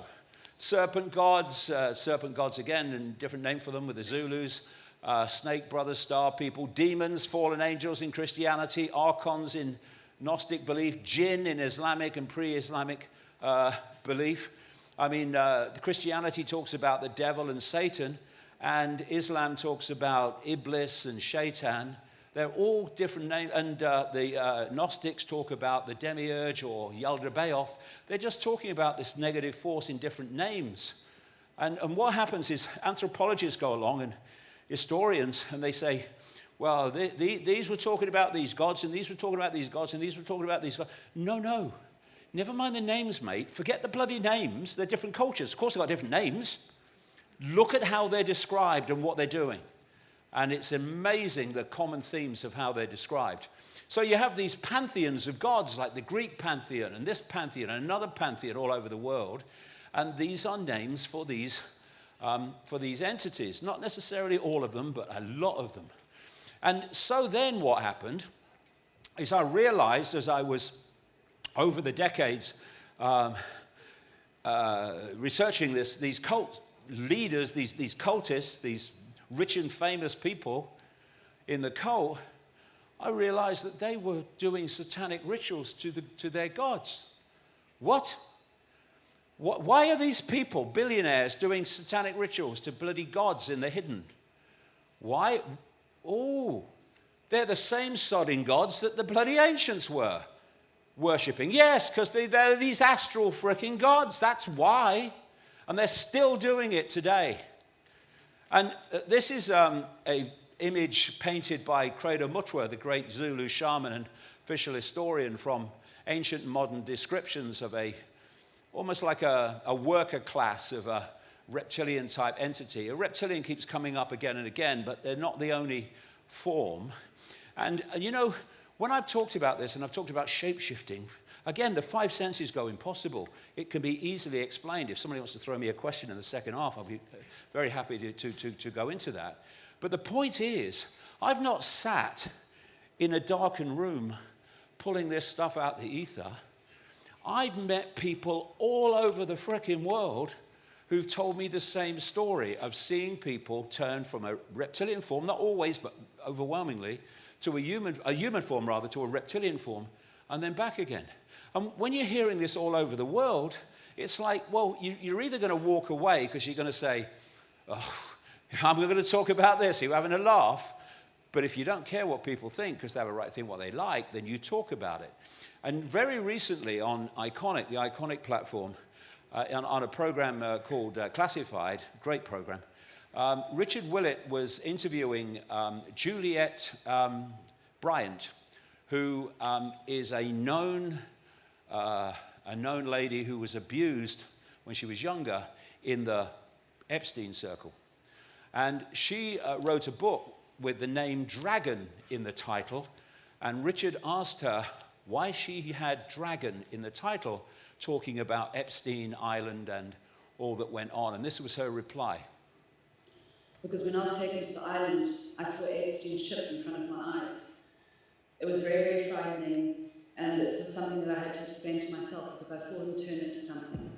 And if someone else told me this, I wouldn't believe it, but unfortunately it happened to me. So I had to look into it and try to find reasons for it to explain it. You know, it's not an easy thing to talk about because I can understand that a lot of people wouldn't understand it if they haven't seen it. So was this a theory that you were familiar with before? Was this the first time you heard it? So there's no suggestion here? Is it something you weren't aware of? No, I wasn't aware of anything like that. You know, a few years later, my mum started actually researching David Icke, and my mum knew about the whole reptilian theory, and you know, so then I sort of clicked what I'd seen. Because you know, the thing is, it wasn't actually like a reptilian; it wasn't like an alien, like dragon, and that's when I looked into the draconians, you know, the Draco law, you know, also the order of the dragon, the royal family, or apparently part of the order of the dragon, also their descendant Vlad the dragon, used to drink blood, Vlad the Impaler. You know, so I looked into a lot of history and it sort of, yeah, it explained that I saw him shift into something. It only happened once, but I've never seen anyone else turn into anything like that. And it happened. It was like a weird hologram. It had like big black eyes. And it happened. Big black eyes. It wasn't quite reptilian, it was est. Yeah, it was like a reptilian, draconian alien sort of thing. It was like, you know, it wasn't like the usual reptilian pictures that they draw of people when you, yeah, but I saw it, you know, and it was like, and I you know, when I looked at him and saw him as though, you know, I decided to look away and back at him, and when I looked back, it was him again. I've heard those stories so many times all over the world about different people, and the same names over the years have come up. And I know it's difficult for most people to grasp, but this is the reality that we are dealing with. And if we stay in the alternative media going round and round in the eddy at only one level of it, we'll never get to the core of this. The reptilian brain, which is again mainstream science, are you controlled by your reptilian brain, is a crucial perceptual instigator within the human brain. I don't think that's an accident. Here it is in the brain system. And the reptilian brain traits include aggression, dominance, rigidity, obsessiveness, compulsiveness, worship, fear, submission, and greed, and road rage, where you completely frickin' lose it, is the reptilian brain. Why? Because the reptilian brain is all about survival. Not just fear of not surviving physically, but fear of not surviving paying the rent at the end of the month, fear of a relationship surviving, anything to do with survival. And that's a massive control fear mechanism of human control. So you have this astral realm that's manipulating our reality via this cult and specific bloodlines that relate to that force. And it's very much described in the Avatar movies, where you have the blue people, the Na'vi, was it Pandora Moon or something? And you have the American military. They want to infiltrate Na'vi society because they want the resources. So if they turned up as humans, then the Na'vi will go, who the hell are you? So they didn't. They took on outer shells, bodies that looked like the Na'vi to infiltrate them. That's exactly what's going on in our society. A lot of people, more than ever before, very much more than ever before, after COVID, have started to realize that maybe it's not that much of a stretch that a clearly anti-human agenda, wanting to control all the survival mechanisms of humanity, might just be driven by a non-human force. So, next step down the rabbit hole. We're going down again. I am saying that this reality we call the human world is actually a virtual reality simulation, massively greater advanced, but in principle the same as the virtual reality games that we know about now. And the architects of this matrix are this non-human force, and the reason for it is to hijack human perception. So if you look at this level of it, it's hijacking human perception by controlling the narrative and censoring alternative explanations. At this level, it's completely deluding the population about the very reality they are experiencing. So when I said earlier that the body is decoding, the biological computer is decoding waveform information ultimately into digital holographic information, which is the world we think we're experiencing. In fact, that is decoding the simulation. It's like decoding Wi-Fi. It's the very, very same principle. We are decoding our own prison through this biological computer, believing it to be real. So just after the turn of the millennium, I had this overwhelming feeling that this was a simulation, and the limit of the simulation, at this level, there are other levels, the astral, for instance, was the speed of light. So to the five senses, the speed of light appears to be the fastest speed, but actually particles are communicating, well known, instantly over vast amounts of, quote, distance. So how's that? Well, the particles are communicating outside of this reality, outside of the five-sense reality. And so the other thing I said was that what we call the laws of physics are actually the encoded laws of the simulation. So if you are creating a virtual reality game, the creator encodes into it the rules of the game and the limits of the game and how the game is played. That's what we call the laws of physics. And when people leave the body in near-death experiences, they all describe a reality that does not adhere to our laws of physics. Why? Because they've left this level of the matrix.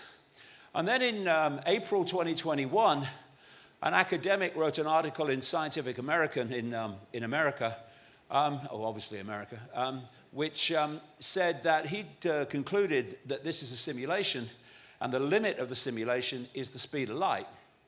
Nearly fell off my chair when I read that. And he likened the speed of light to processing speed. You can encode what you like as the rules, but there's a processing speed is still a limitation for you. And what has happened since then is more, well, what's happened even before him, is more and more mainstream scientists have started to realize that if you go down the simulation hypothesis, so many, if not all, mysteries of life start to disappear. This is another headline, we owe David Icke and Elon Musk an apology if quantum experiment proves we are living in the Matrix. He bloody knows we are, right? He said it long after I did, but he knows we are. Oh, what a con man that is. Anyway, don't start me. Might be a question about him, I suppose. And like I say, more and more scientists are going down the same route in terms of mainstream science. Our universe may be a matrix-like computer game designed by aliens, says NASA scientist.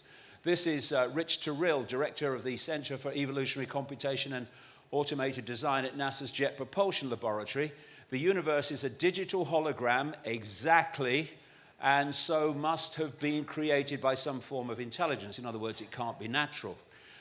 This is the work of someone called James Gates, who was a science advisor to the Obama administration.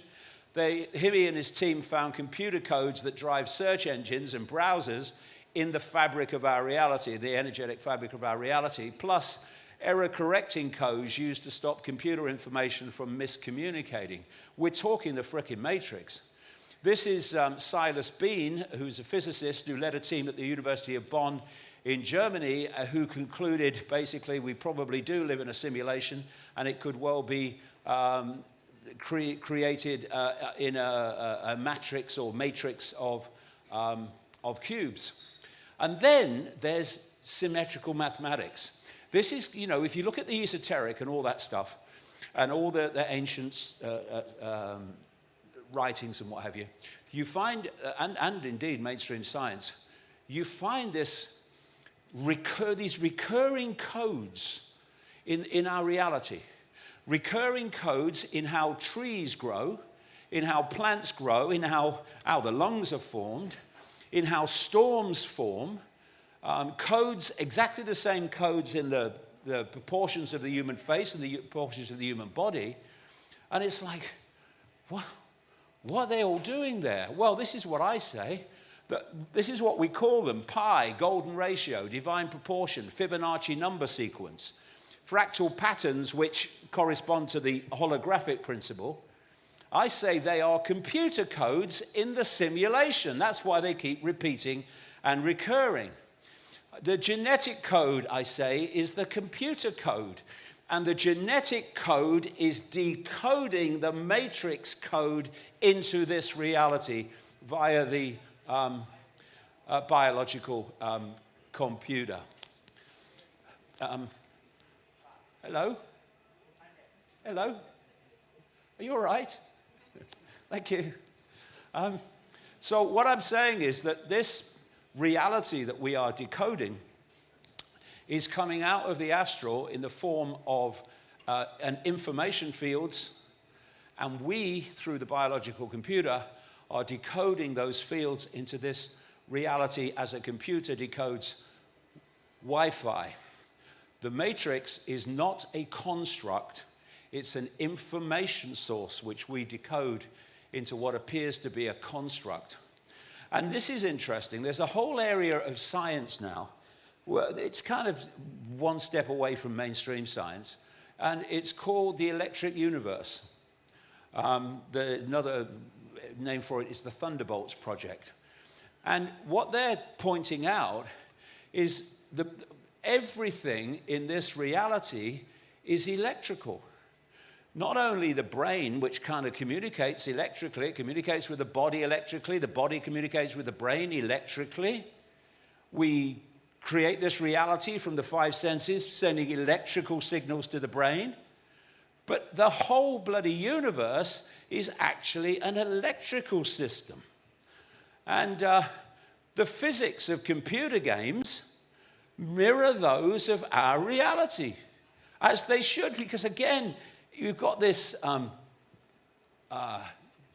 great technological unfolding in all its forms, which are mimicking the way we create reality and what reality is. So this is Max Tegmark, physicist at the Massachusetts Institute of Technology, and the author of a book called Our Mathematical Universe. The universe can be entirely described by numbers and maths, just as a video game is encoded. The physics of computer games and our world are basically the same. And so what are computer games hacking into? How are we experiencing computer games? They are hacking into the 5 senses of sight, of hearing, of touch in terms of the gloves. And as we've seen, they can be incredibly real to people playing them, even though it's just a bloody headset. Here's just you can see so many of these on the internet. Here's just a little compilation.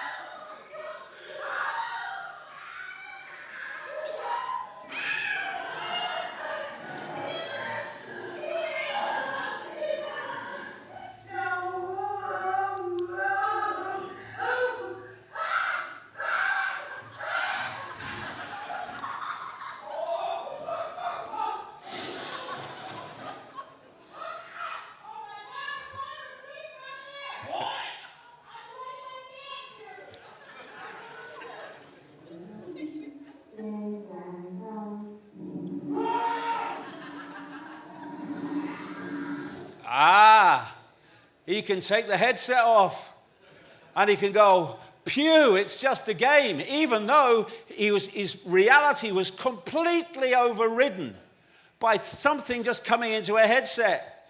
But he can take it off, pew. What if you couldn't take the headset off without leaving this world, because it was your headset, the body, that's decoding this world into the reality you think you're experiencing? Just imagine. You're in the womb and you've got a headset on. You come out of the womb and there's your parents with headsets on. And your siblings with headsets on. You go to school, your teachers have got headsets on. So have your mates. You go to college, university, professors, headsets on. You turn on the news, a guy with a headset on says, hello, good evening, here's the news. All the media have headsets on. Everyone in the corporation, everyone in the streets got a headset on. And you can't take it off without leaving this world. That would make you completely believe that what the headset was feeding you was reality. When a headset like that can do it, well, that can certainly bloody do it, and it's doing it. Human life watching an interactive virtual reality game.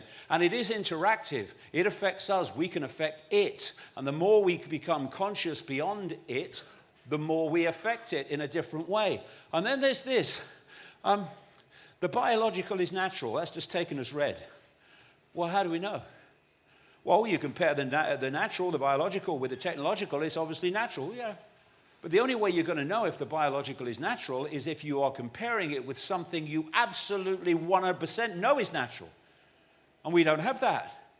And I can tell you from my experience over the researching this cult does not see the biological as natural. It sees it as a form of technology, which is why the Moderna documents describe the content of their vials as an operating system. They know what they're doing, and they're treating the body as an operating system to be manipulated.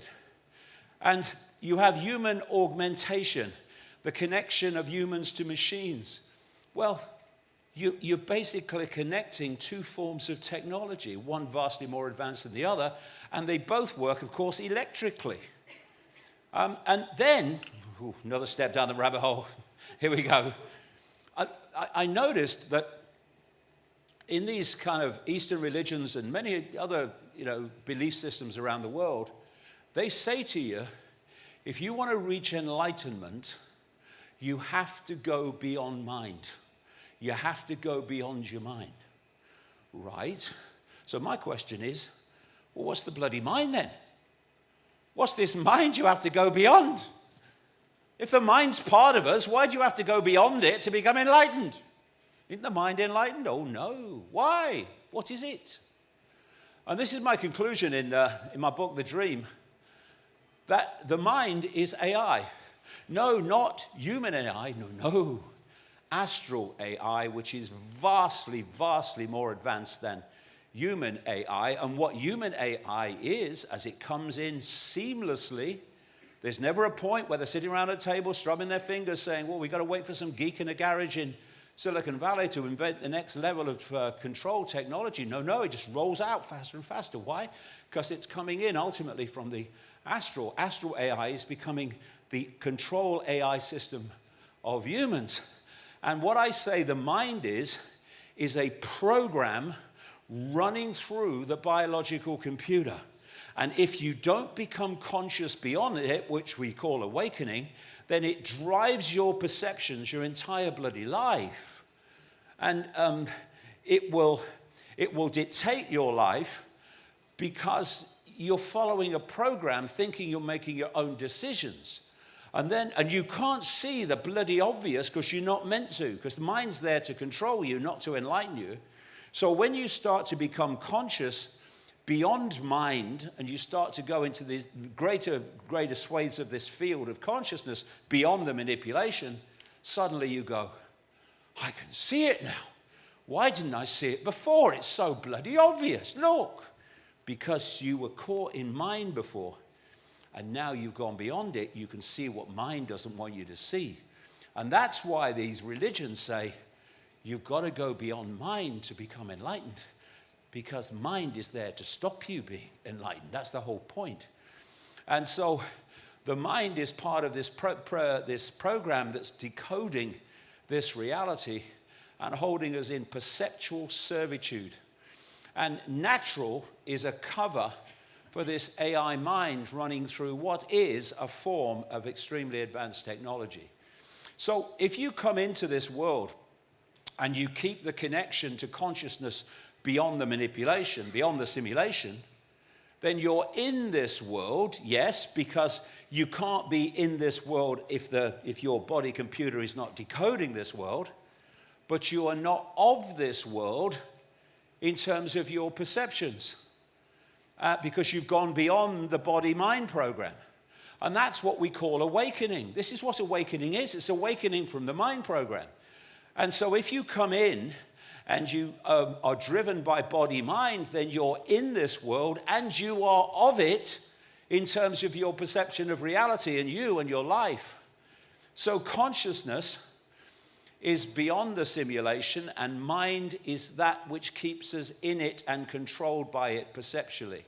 What is human? How the body senses decode information. It tells us, first of all, it tells us if we're ill or not. The mind is telling us we're ill. Consciousness knows there's no such bloody thing. I am human. I am black. I am white. It's telling us all these things. I am Christian, I am Muslim, I am gay, I am straight, I am young, I am old. It's the program. Human life from cradle to grave, but we can override it with consciousness, and more people are. So why create this bloody matrix? What's the point of going to all this trouble? Well, for this reason. These entities, this demonic realm just in the lower astral, has humans as an energy source. It's feeding off our energy. And because your perception dictates the frequencies you give off, it also dictates the frequencies you can absorb. And because of this, the nature of this force, which is stupid and ridiculous and psychopathic, it's in a very low frequency state. And for humans to be its energetic source, it has to keep humans in a low vibrational state. And it's created this simulation to manipulate perception to the point where we are overwhelmingly giving off this low vibrational energy. Think of wars, conflict, arguments, and suffering in all its forms. It's all giving off this energy because perceptions are frequencies. And if we are in certain perceptual states, we are feeding that force, because just as radio stations, if we're in a state of joy and love and peaceful interaction, we're not giving off the frequencies needed for this force to have its sustenance. So it has to stop all that. And that's why the world is as it is. So when you think, when you have emotional feelings, whatever they are, you can see the body language that tells you what the emotion is. Ah! And if you're sensitive, you can feel the vibes coming off people. You can feel what they're feeling, what they're thinking. But you can't see the frequencies. Why? Because the frequencies are happening, being given off, because we're multidimensional beings, at the astral level. So all our emotions and thoughts are going into the astral, and the low vibrational ones are the sustenance that this force lives off. So this line in the Matrix was so spot on. The Matrix is a computer-generated dream world built to keep us under control and in order to change the human being into one of these, a battery, a source of energy. It's exactly what's going on. And there was a guy called Robert Monroe who popularized out-of-body experiences and what's called astral traveling, when people project their consciousness into the astral dimension. And he was so good at it that the CIA built a program around him, a study program called Gateway. And they brought other people in who they thought were good at this stuff. And they went off into the astral and reported back. And they met so many reptilian entities in the astral, they actually gave them the names in the project, the name of the alligators. And what he said, Monroe, is that he learned in these astral travels that there were entities in the astral that were feeding off human energy. It was their energy source, low vibrational, and he gave it the name loosh. And this is a loosh farm. That's why they're manipulating people into low vibrational states all around the base state of fear, which is clearly the weapon of control of the human race. So all these different aspects of human society come back in the end to the same force. And all this sacrificial ritual, for reasons I explain in the books, is all feeding this source and force, which is why they've been doing it throughout what is known as human history. And another thing is, okay, you look out into what I say is the simulation, and you see all those lights and all those planets and all those stars, and yet where's the frickin' aliens, right? There was a guy called Fermi who asked the question, became known as the Fermi paradox. How come there's all those lights and where's the aliens? Now, I'm not saying that they're not around. I'm not saying that I'm the last person to say that. But you look into the night sky, where are they? But here's the question. We have trillions of galaxies, trillions of stars, trillions of planets, life only on Earth. Yeah, it makes sense. But if you wanted to isolate people into believing that they are alone, that they are isolated, if you didn't want them to interact with other species of life so that there was a knowledge interaction, then you would create a simulation in which it appeared that only humans exist and there's nothing out there. It's exactly what you would do, and I say they've done that. And then we come to this, and next step down the bloody rabbit hole. Here we go, another one. What I'm saying is in the dream is that the astral and the human world, that is the simulation. And, you know, because I thought, I can understand how consciousness can be manipulated into the human world once. I can understand that. A bit of trickery here and there. Oh, it's lovely here, come in. But after you've experienced it, why do you come back? Because when you travel around the world, the vast majority of the 8 billion ain't having a good time. They're just trying to survive another day. It's extraordinary, the numbers who are doing that. And so many are under fierce control, like in China and all that. So why would you come back? I mean, you'd leave the body, wouldn't you? And you'd go, ooh, good, I'm going back there. Shit place that is. I'm off somewhere else, me. So why do people come back? Because I'd reached the point where I had been convinced that reincarnation was real through all the different sources I picked up over the years. But then we would question, why would you come back? And I absolutely do not buy the Eastern version of much of the Eastern version of reincarnation either. This is another reason for it. And so this is what it seems to me, is that when you leave the body, consciousness enters what is perceived as the spirit world. And in that spirit world, you are led to believe that there is such a thing as karma, which you have to pay back, and there's lessons to learn. And so you have to keep coming back into the human world to learn the lessons. And that means you keep coming into the loosh farm to be looshed, so you come out and, oh, yes, you've got more lessons to learn. You get back in there and, oh, yes, I will, because I've got lessons to learn. And so it goes on, round and round and bloody round. Because when we leave the body, why do we leave the body? Like I said earlier, because the body ceases to function, the biological computer, and ceases to decode this reality. So we enter another one. And people talk about going down the tunnel or going towards the light. And they talk about spirit guides, meeting spirit guides, spiritual masters, religious heroes, elders, loved ones, and in the spirit world that guide them and tell them what they need to do and how they've learned lessons, or go back, your mission's not finished.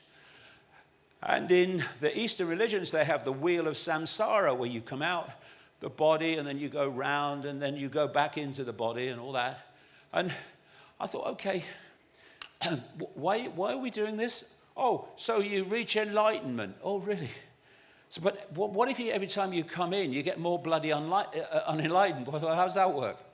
And by the way, if we're learning lessons, why is your bloody mind wiped when you come in? So you can't remember what you've already learned. You have to go through the bloody thing again. That makes no sense. And according to mainstream science, compared with the projected size of the universe, planet Earth is a billionth of a pinhead. I mean, so we've got to keep coming back to learn lessons, to evolve. I mean, what? And it's a trap. That's the name of the book before the dream. It's a trap to keep us in the loosh farm.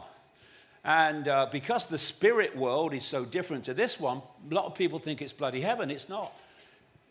We need to get beyond it into infinity. So there was a scene in one Star Trek edition where there was a lady called Captain Janeway, and she died, and she was met by her father right at the entrance to the tunnel, and she realized in the end it wasn't her father, it was a projection. I explain particularly in The Trap how this projection works, and how we're deluded by it out of the body. But then she realizes, actually, you're not my father. You're an alien who's posing as my father. And this was the interaction that followed. I was right. I heard Tulaka to go take the duck. You're an alien. You created all these hallucinations, haven't you? This is what my species does. At the moment just before death, one of us comes to help you understand what's happening, to make the crossing over an occasion of joy. And what is that? Our matrix, where your consciousness will live. I was being truthful when I said it was a place of wonder. It can be whatever you want it to be. Then why didn't you tell me this from the beginning? Why pretend to be my father? Usually people are comforted to see their loved ones. It makes the crossing over a much less fearful occasion. I've done this many times, but I've never encountered someone so resistant. Something happened. The alien presence made me stronger again. I think Catherine does a little longer. I'll have to try a forearm pulse. My people are telling me to fight. They're trying to save me. They're trying out of desperation. It's hopeless. Very much sounds desperate. I don't get the feeling they're trying to make me comfortable. You're only interested in my agreeing to come with you. Because it's inevitable. And you don't strike me as any kind of good Samaritan. You're more like a vulture, preying on people at the moment of their death when they're most vulnerable. I've waited for you and I've been patient. But your patience is very thin. want me in that matrix. Somehow I don't think it has anything to do with everlasting joy. What sort of thing? If you could force me, we would have done it already. You need me to agree, don't you? I have to go voluntarily. Wouldn't that be better than standing here in this endless debate? Let me tell you this. We can stand here for all eternity, and I will never choose to go with you. You're in a dangerous profession, Captain. You face death every day.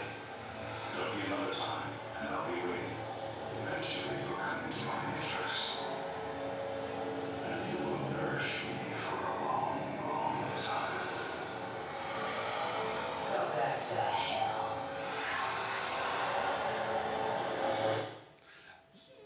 Round and round and round, but there was a really important line in there. You need me to agree, don't you?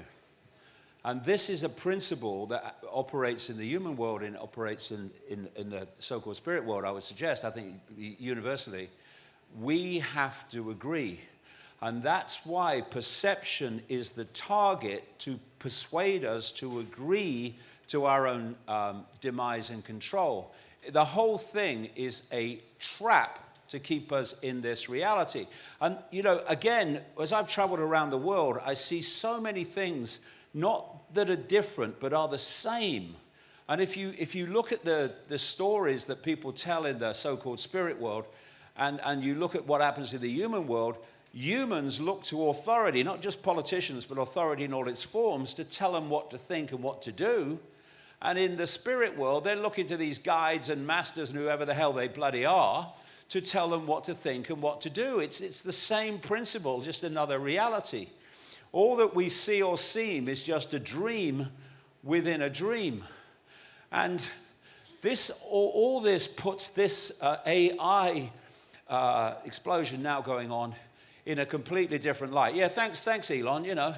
Oh yeah, AI could be the end of humanity. Well, true, in the sense of humanity we've known. So what are you going to do, Elon? What are you going to do about it? Well, I'm going to start a company called Neuralink to put the brain to... Oh, yeah, thank you, mate, thank you.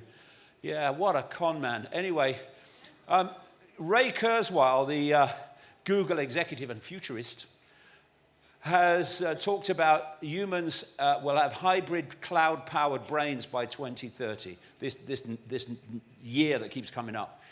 And this is seen now, or can be seen, in a totally different light why they're doing this. With robots in our brains, we'll be superhuman, godlike. No, Mr. Kurzweil, we'll be subhuman, and you bloody know it. And the idea is that they've hidden this for so long, they can't hide it anymore because they're bringing it into reality where we can see it. So they've gone from hiding it to sales pitching it through pillocks like this fella. And this is what he said a few years ago now, but it's coming true more and more, closer and closer and closer. Our thinking will be a hybrid of biological and non-biological thinking. Humans will be able to extend their limitations and think in the cloud. We're going to put gateways in the cloud in our brains. We're going to gradually merge and enhance ourselves. In my view, that's the nature of being human. We transcend our limitations. As the technology becomes vastly superior to what we are, then the small proportion that is still human gets smaller and smaller and smaller until it's just utterly negligible. That's exactly where they're going, and that's the reason for this technological AI-controlled world with its cloud, where the satellites, thank you, Mr. Musk, SpaceX, thank you, are firing 5G and all these other things, 6G, 7G to come at every inch of the earth ultimately.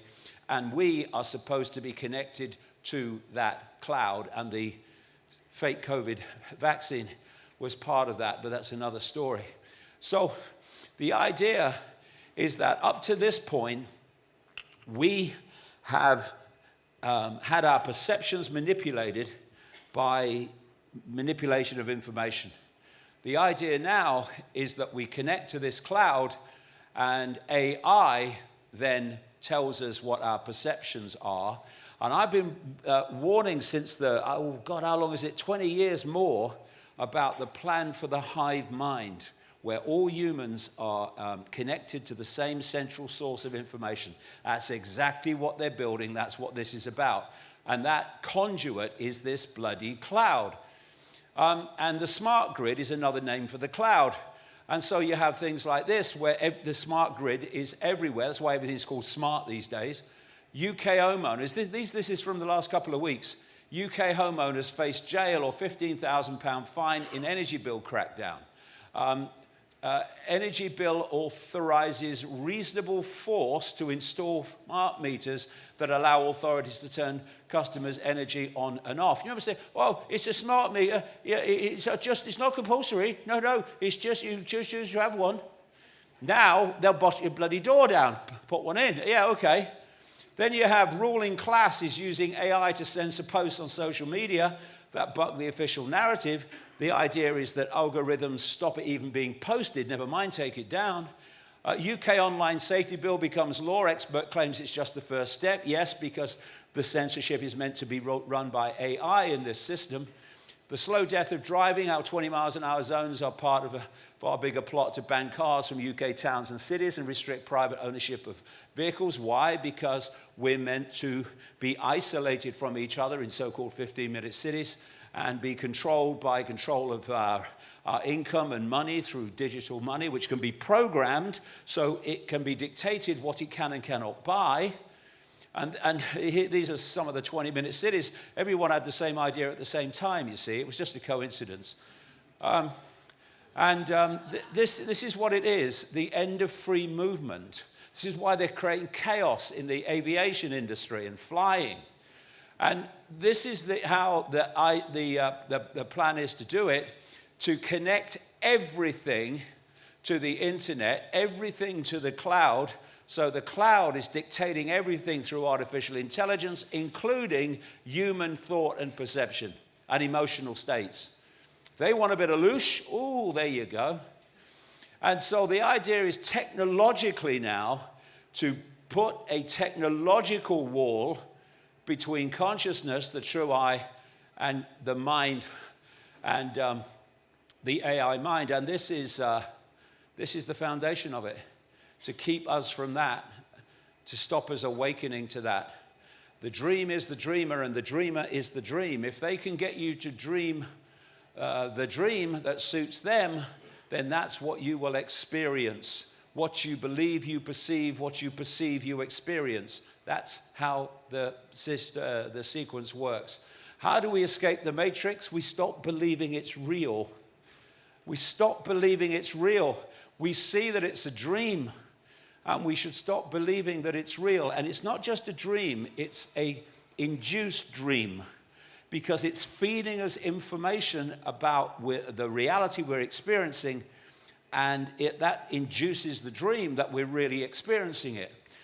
Years and years ago, when I was a mainstream journalist in a newspaper, Leicester Mercury or something, was it? I used to fall asleep. I used to wake up and then I'd fall asleep for a bit after putting the news station on. And I would have a dream. Many, many days I would have a dream. And it would be a very vivid dream. And then I'd wake up and I'd realize that the dream I just had related to the story that was being talked about on the radio. In other words, that information had induced the dream. And that's what this is. It's an induced dream. And you know when you have a dream and you believe that the dream is real, it completely controls you. It takes over. You have all the emotional responses, all that's going on. But I don't know if you've had that. So many people here will have had it, probably many times. I've had many, many of these, where you have a dream, but you know it's a dream. You know it's a dream. You're observing the freaking dream. The dream has no effect on you now. It doesn't trigger you emotionally and mentally because you're observing it. You know what it is. It's a dream. And this is a dream. And what pulls us into it is the constant obsession with drama. Drama. Oh, have you heard the latest? Have you seen what's happened to so-and-so? Oh, my God. Oh, God. See the news? Oh, my God. It's all the time inducing us through drama to believe the dream is real. It ain't. And how do we get to that point? We remember who we really are. We're not the labels of a human life. That's an illusion that's to control us. That's an experience. We are that which is having the experience. We have the power to control our reality and interact with this reality in a way that suits us and not the system. We've just forgotten who we really are, and that is the foundation of how we got here. When we remember, the house of cards will come down, and people are starting to remember. I'll come back in 15 minutes. Thank you very much.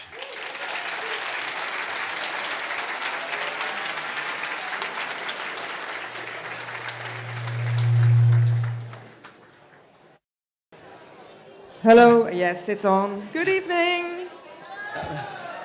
We finally got time for some of your questions. Let's get straight in there because it's getting rather late.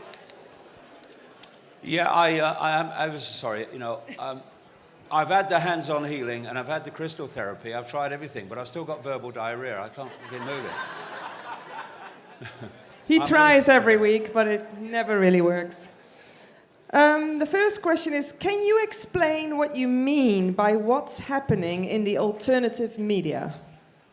Yeah, I think it's being taken over by too much focus on, quote, big names. The alternative media should be a massive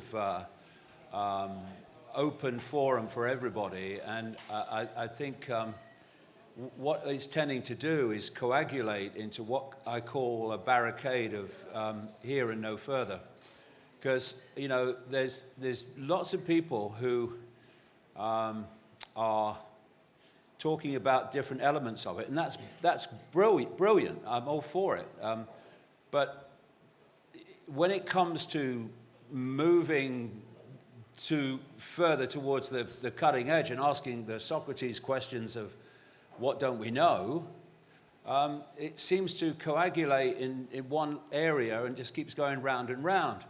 And a lot of it is, particularly in America, is focusing on politics. Politics is not the answer, it's the problem. The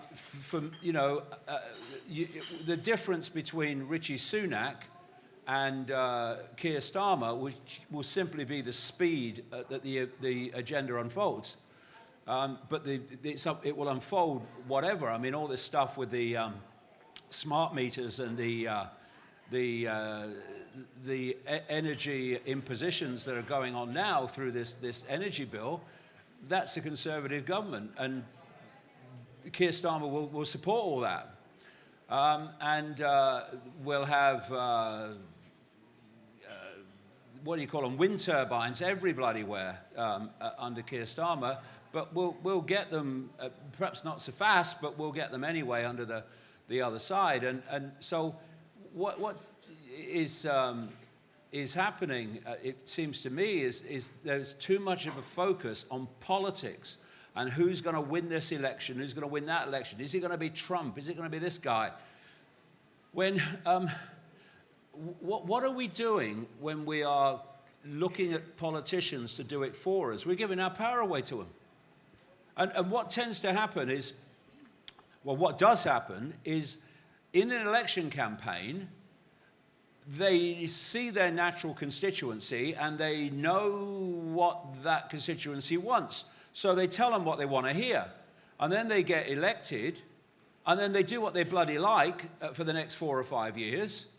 And then someone else will come in. But in that 4 or 5 years, the cult agenda has bought that time to move on and become more and more extreme, while the population sits there thinking, well, I hope the politician that I've put into power will do something for me. Well, they won't, because they're all expressions. If not expressions, then they're controlled by the same force. Politics is not the answer. And so much of the alternative media is focused on frickin' politics. And the answer is staring us in the face. We don't need politicians. We just need not to cooperate with our own enslavement. You know, if someone comes out of the White House or Downing Street and says, we've had a discussion, this is what's going to happen, if enough people say, we're not doing it, we're not doing it, then it doesn't happen. It can't happen, because without the cooperation of the population, it can't happen. And for, you know, so much of voting for politicians is giving your power away. And we're always disappointed because in the end, the same force is in control, whoever's in power. And I think that, you know, see if you look at, just very quickly, the next question, but if you look at the way the alternative media big names, shall we say, the famous names, the way they look at me, they never mention me. They never mention me because it's almost like they're embarrassed. Well, they are embarrassed. I mean, I'm not talking about him. He talks about bloody reptiles and bloody simulations. I'm not talking about him. What will people think if I talk about him? So I'm banned from 26 European countries, and these buggers never say a word. Not a word. And you get demonetized from bloody YouTube, and its furore goes up, you know. And it's like, hold on a minute. If we believe in freedom, then isn't that the same for everybody? But it's not, because I'm going further than they will go because of this barricade here and no further. And the point is, if we don't know the kind of stuff I'm talking about tonight, then we're going to just poke around in the symptoms, which is what most of the alternative media is doing, and we're never going to get to the core of what the scale of this manipulation and conspiracy really is. And I'm not knocking what they're doing because I do it. I've been doing it for 30 years. I do it on the website every day, looking at here and now things and the significance of them. But if we only do that, then we're not going to actually get anywhere. What we're going to do is just observe and become more aware as we watch our own prison being built all around us. We've got to keep going further, and so much of the alternative media is resistant to that, and I think that's sad. And we kind of keep externalizing as well, because if we're not talking about the answers within, which is the area they're not really going to. Yeah, it comes down to this. If we don't understand reality, how can we do anything about the reality that we're experiencing if we don't even understand what that reality is? And if I look at the alternative media, so much of it, so the great majority of it, and there's some fantastic people out there, I talk to them in interviews every week, who do get it, but they're not the big names. They talk, what they're focusing on is the 5 sense level of this all the time. And like, I do that, but not only that.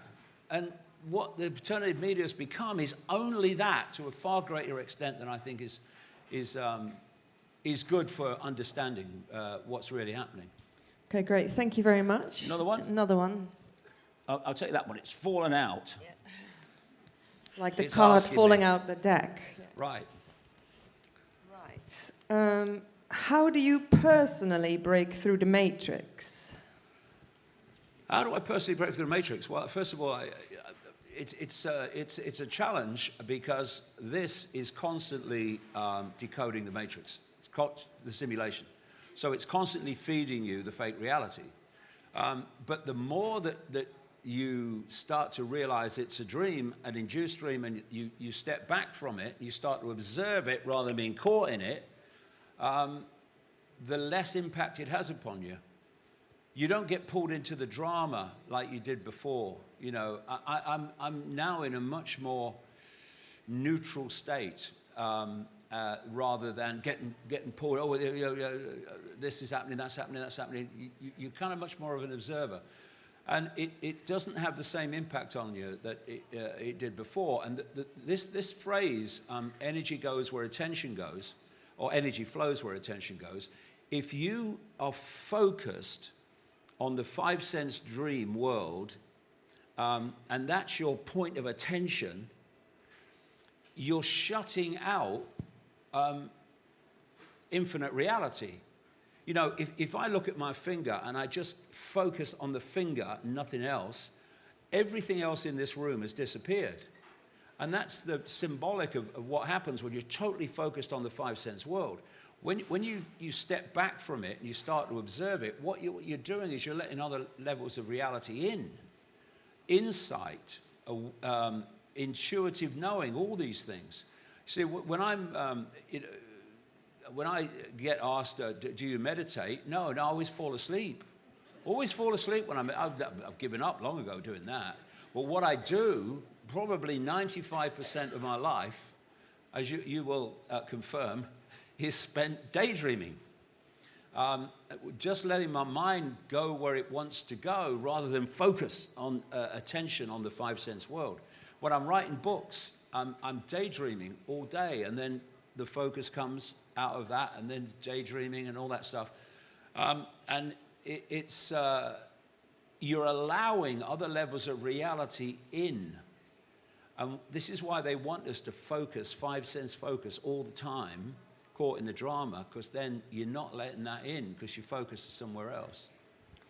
Also, I think people do get insights, but I think humanity suffers a little bit from cognitive dissonance in the sense that we'll have an insight and gain awareness, and then we can wake up the next day and kind of almost be reset and get back into our normal routine again. So what can we do to that's a good step point. out of it? I tell you that there's a difference, and this is the way I work. There's a difference between thinking and knowing. When you're coming to a conclusion with your mind, your thoughts, you go through a sequence of thoughts that lead to a conclusion. When you are coming from your intuitive knowing, which comes from a different point in your field, your body, it comes as a package. It's all there. It's not a sequence, it's just there, you know.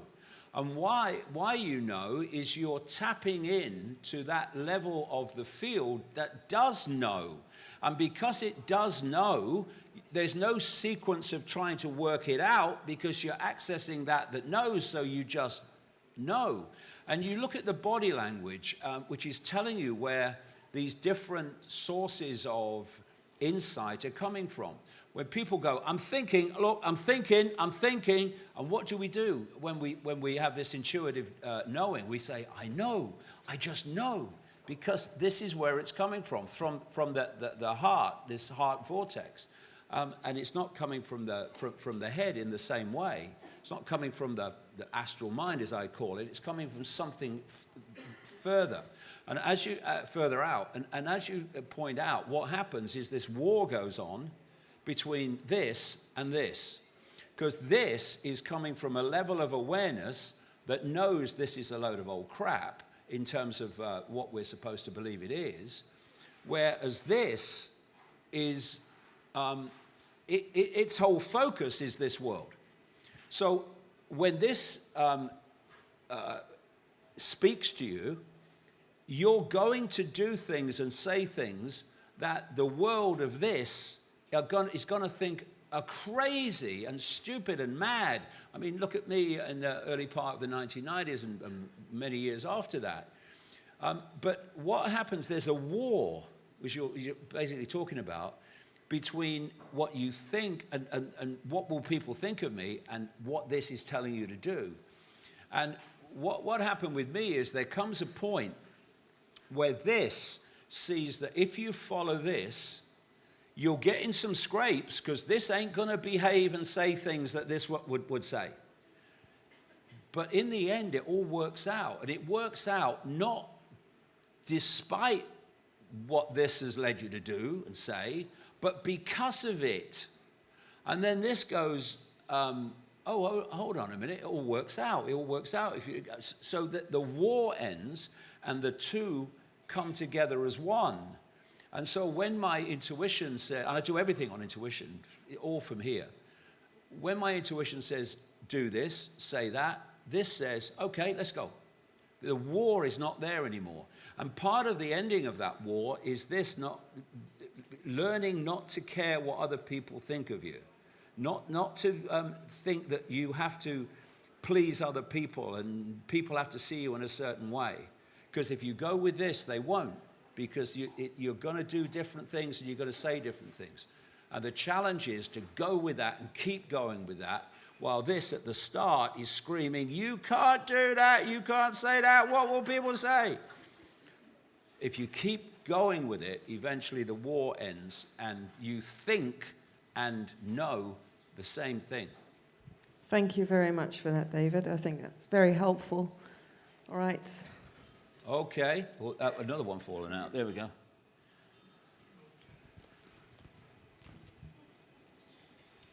What advice would you give to someone receiving information like you do? It's a question from Claire G. Thank you. Well, it's kind of similar to what I've just said, except this. You know, when I started out, like I said earlier, I started in the first 2.5 years seeing this information that was synchronistically coming into my life suddenly.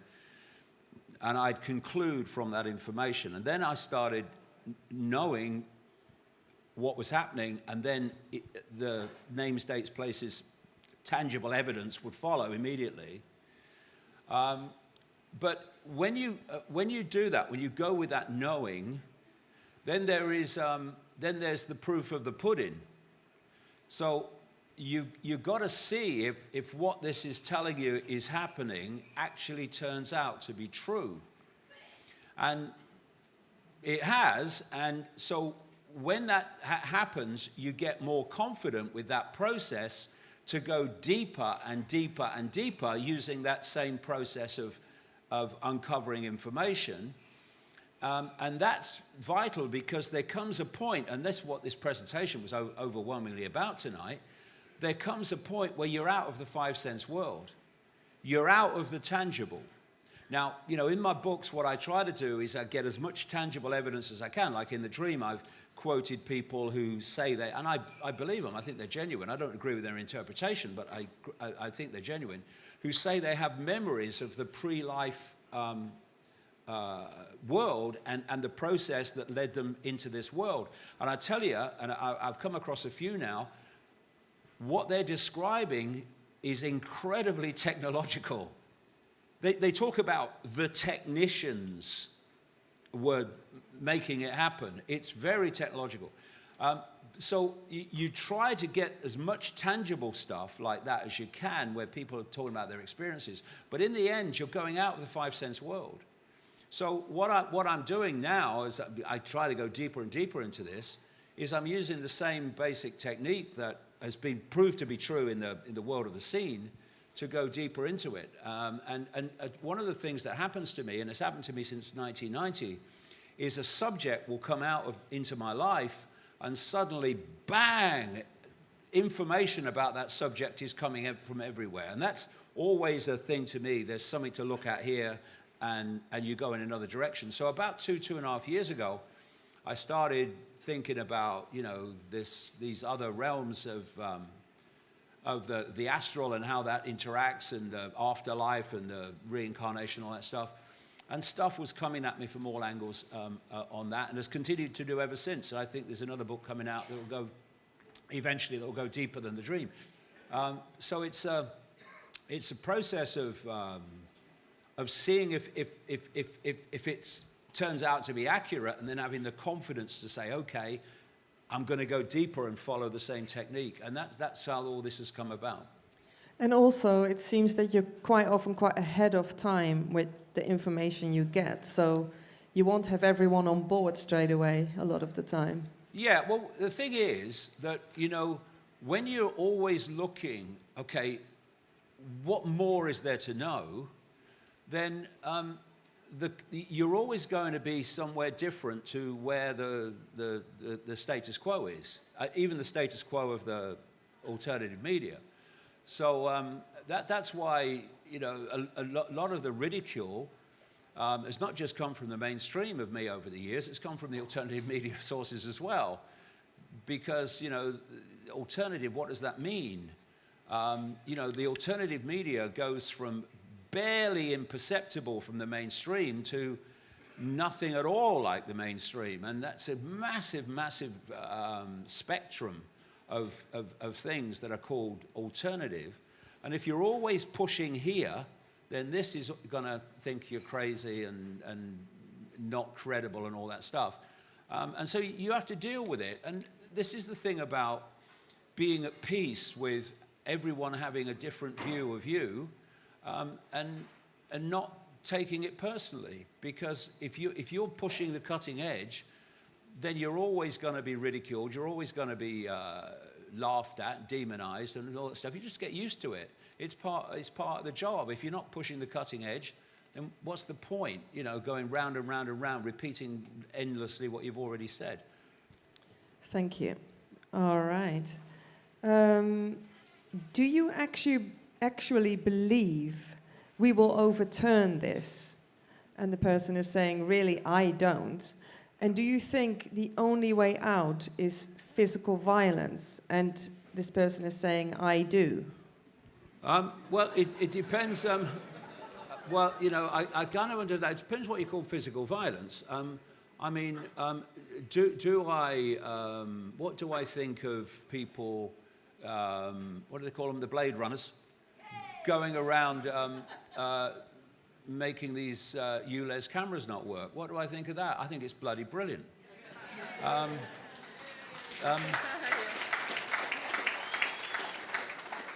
Because, I mean, this is an important point. You know, if you say you can't break the law, all right, so put your hands out and let's put the chains on because it's over.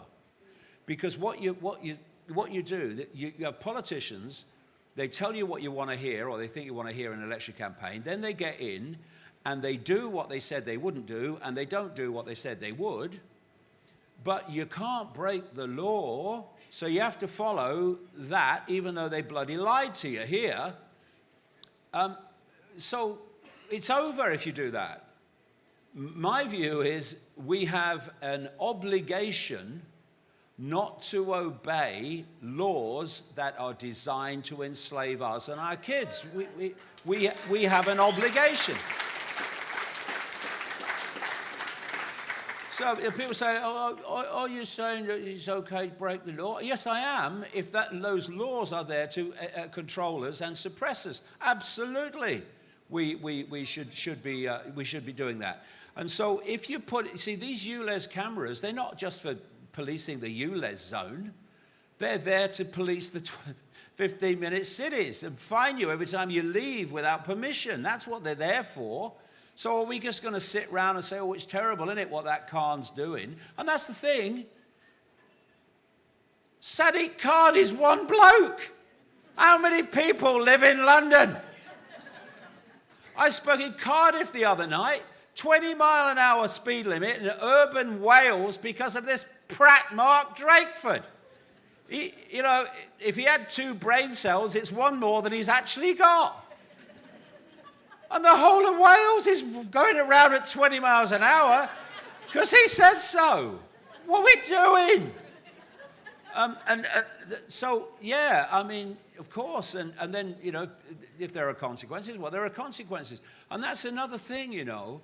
The thing about consequences is they are incredibly limiting, the fear of consequences, because what is planned is far, far more sinister and far more extreme than any bloody consequences for standing up now and saying we're not having it.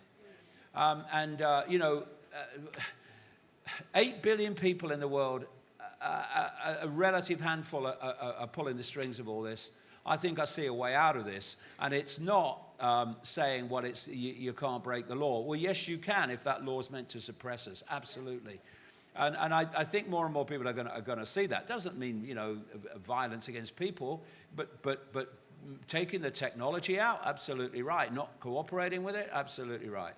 But, you know, in terms of creating your own reality, what you believe, you perceive, what you perceive, you experience, that, you know, you can also change reality by changing yourself. You know, this field I'm talking about, it's an interactive field. It's affecting us. And if we allow it to do that, then it will dictate what happens. But we can change it. It's like the internet. You can take things off the internet, yes, and you can be impacted by that information, but you can also post on the internet and change the nature of the internet. So it's an interactive thing, and you know the greatest way of changing things, or for instance, not being in danger, is not to create a situation in which you're in danger. And if a lot of things that we attract come from the fear of attracting them. You know, like fear of consequences. You know, I was at a talk once, long time ago, and there was this bloke following me. He was in Italy. He didn't speak English, so I had no idea what was going on. He was following me. And I went in the toilet, and he followed me. And I'm trying to, you know, make myself clear, what's going on? And, you know, we didn't speak the same language. So I went to the organizer, and I said, there's a guy following me. What's going on? Oh, he says, yeah, that's your bodyguard. Right? I said, I don't want a bodyguard. A bodyguard is me accepting the possibility that something could happen to me. I do not accept that possibility. I will not create it. And so there's yes, levels of physical interaction, like the Blade Runners, but there's also the create your own reality interaction, where you avoid the consequences that you would think you would experience. For instance, you know, I've spoke all around the world for 30-odd years, and I've never had an incident that's put me in any danger whatsoever. Never. I went to South Africa when, you know, oh dear, the murder capital of the world, Johannesburg, the carjacking capital of the world, never saw, almost never saw a voice raised. So you can create your reality as well as impacting on it physically. Thank you so much. Okay, next one.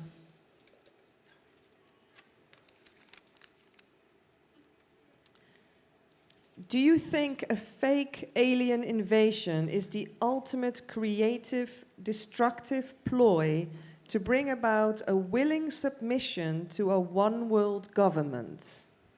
I think it's something we have to take very, very seriously for reasons that I've been following now since the 1990s.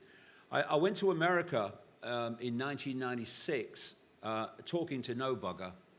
5 people in bloody New England, 8 people near Chicago. I mean, you know, it was, they had to call the police to keep the crowds away, you know. No one wanted to know. But what was happening in that period was I was meeting loads and loads of people, whistleblowers in the military and intelligence, who wanted to get out what was going on and were just looking for ways to get it out there. And what I learned in that period of the late 90s and across the millennium is that the American military, probably other militaries too, but definitely the American military, they have what we call flying saucers. They have them. They're known as, it's a technology, what do they call them?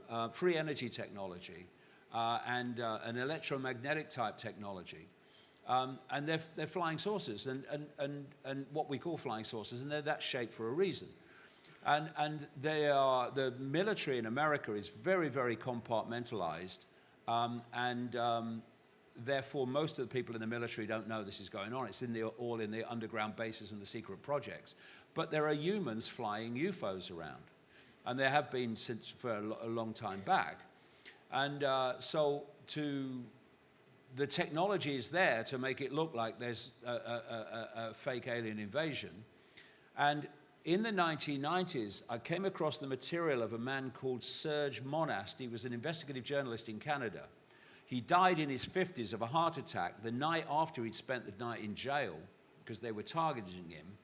And he was putting out information about something he said he'd uncovered called Project Bluebeam, which he said was a plan for a fake alien invasion that would basically justify, as the questioner rightly says, the centralization of power. Oh, we must all centralize power to meet this external threat.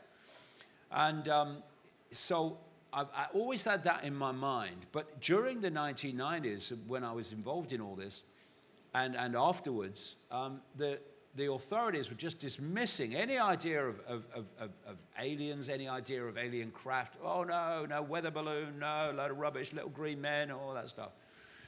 And then there was a guy called Werner von Braun, who was a Nazi. He was one of the designers, a scientist, engineer. He designed the V-2 rockets that targeted London in the Second World War. And then at the end of the war, there was this well-documented now thing called Project Paperclip, where thousands of Nazi scientists, including von Braun, were taken to America to continue their work, because this cult has no borders, they're for the public consumption only. And so it was these Nazi scientists that created NASA. Should be called Nazi, really, NASA. And von Braun went on to develop in America and design the Saturn V rockets that are said to have taken the Apollo missions to the moon. And towards the end of his life, when he knew he was dying, he had a personal assistant, what was it called? Called Bronlyn, something like that. You can see an interview with her on the internet, probably more than one. And she said that von Braun told her in the last period of his life that there was going to be a series of things happen, and they'd all be hoaxes, all of them would be hoaxes, and they would culminate with a fake alien invasion that would be a complete hoax. And Serge Monas talked about using holographic projections in the sky to add to the illusion that there was this fake alien invasion. And then you add this, like I say, all the way through the 90s, and until the last like 2-3 years, it was all, oh, load of rubbish, mate, little green men. And suddenly you'll notice there's been a massive about turn, very, very clear, where the Pentagon is now putting out military aircraft radar of craft that are moving at speeds and changing directions at those speeds that to human technology we know about is impossible, against the whole laws of physics of this reality. And then you're getting these people suddenly appearing on in congressional committees on Capitol Hill, whistleblowers talking about biological aliens being found and alien craft being found, and suddenly it's kind of out there. NASA has just started an office to investigate this whole area, and the change has been dramatic. And when you've got people like Chuck Schumer is a senator in America, and when his mouth is moving, every time the cult is speaking, every frickin' time. And he has called for all the information that's documented to be made public about alien craft and aliens. Now, if he wants it, the cult wants it. So I think there's a very good chance that we are moving in that direction, yeah, and we need to be aware of it. Okay, well, thank you very much for that. We've run out of time for the Q&A. I've just got a little thing to say at the end, very quickly. We'll take this off. Oh, cheers, Jay. Thanks, mate. Yeah, I just want to finish off with this. How do the few control the many? Acquiescence and fear. And when people say, what can we do? Well, all it takes is a pocket calculator to see what we can do, because the number of people who are in full knowledge creating this dystopia compared with those that are being pulled into it is tiny. It's ridiculous. And what we need to do, and we talked about it there, the Blade Runners and all that, is to break this sequence of acquiescence and imposition. Because once it's broken, they cannot impose their will upon the population. It becomes impossible without that sequence, and we must break that sequence. And we can break it by saying, no, we're not doing it. We're not cooperating with you any more. And break the law? Well, if you're trying to impose the law to enslave me, yes, I will break the bloody law. I mean, COVID. You can only go out for an hour a day. Watch me, darling. Watch me. Unbelievable. You can't. And that's the point, actually. Do you know, in the spring of 2020, a few people started protesting about the COVID fascism, and the police moved in and arrested them. And eventually, we had all these marches in London and protests in London, and eventually, so many people had turned up that the police were just standing on the side of the road watching us go past, because There was too many people, they couldn't handle it. And that's the answer. That's the answer to it all. It's the fear of making that first step. And that first step, if it's done with enough numbers, will show people where the real power is. And it's not with authority. Authority has no frickin' power. None. The power it recycles back against us is the power we give to it in the form of acquiescence. That's how it works. And you can't change what you won't face. You know, you can put your head in the sand when a tornado's coming, but if you looked at it and faced it, you could take avoiding action. But if you don't, well, your bum's going to be spinning in the air shortly because you've just put your head in the sand and therefore allowed something to happen. A slave who waits for someone else to come and free him. That's what a slave is, said Ezra Pound. Absolutely right. Nothing strengthens authority so much as silence. Silence is compliance. My father used to say, the silent majority is silent because they got nothing to say. Well, it's about time we bloody had. And what's happening, I said this a long time ago, it's got to get really bad before we can turn this around. Because people, understandably, they don't want to face what's happening. They don't really want it to be happening. And this is why people like me who have been pointing it out, we're pushing against a door that don't want to open, or have been up to this point anyway, because people don't want it to be true. So when people come along and say, oh, it's just a conspiracy theory, it's a load of rubbish, he's mad, their door starts swinging open because they want that to be true. And so the more this dystopia gets closer and closer, so it's in our face, the more people are now saying, I can't stay silent anymore. Got to do something. And so it's got to get really bad and before we turn it around. But I'm sure, talking about a question earlier, I think we will turn it around. But it's going to be crazy, crazy, crazy before we do. The power of no. People think that yes is positive and no is negative. We have got into this mess by people saying yes to authority. Yes, sir, no, sir, anything you say, sir. I don't really want to do it, but what's the consequences of me of not doing it, so I'll do it. No is the way out of here. No, not going to cooperate. And it's starting slowly and more quickly, I hope, to filter out that doing nothing and just accepting it and moaning about it is not an option. If you take shit, you'll get shit. It's a real simple thing. Honestly, it's so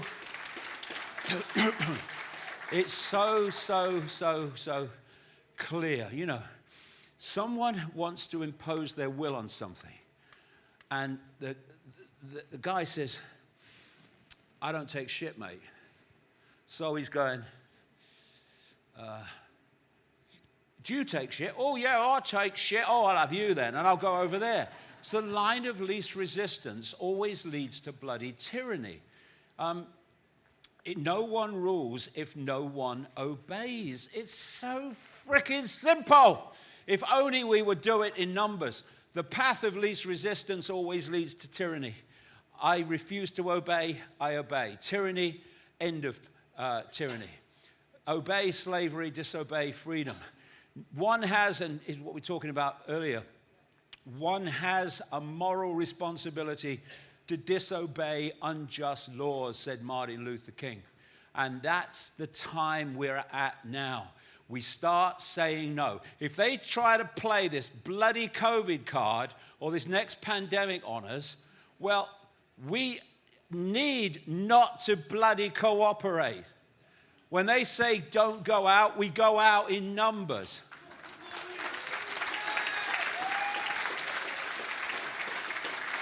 And then we will see where the power is.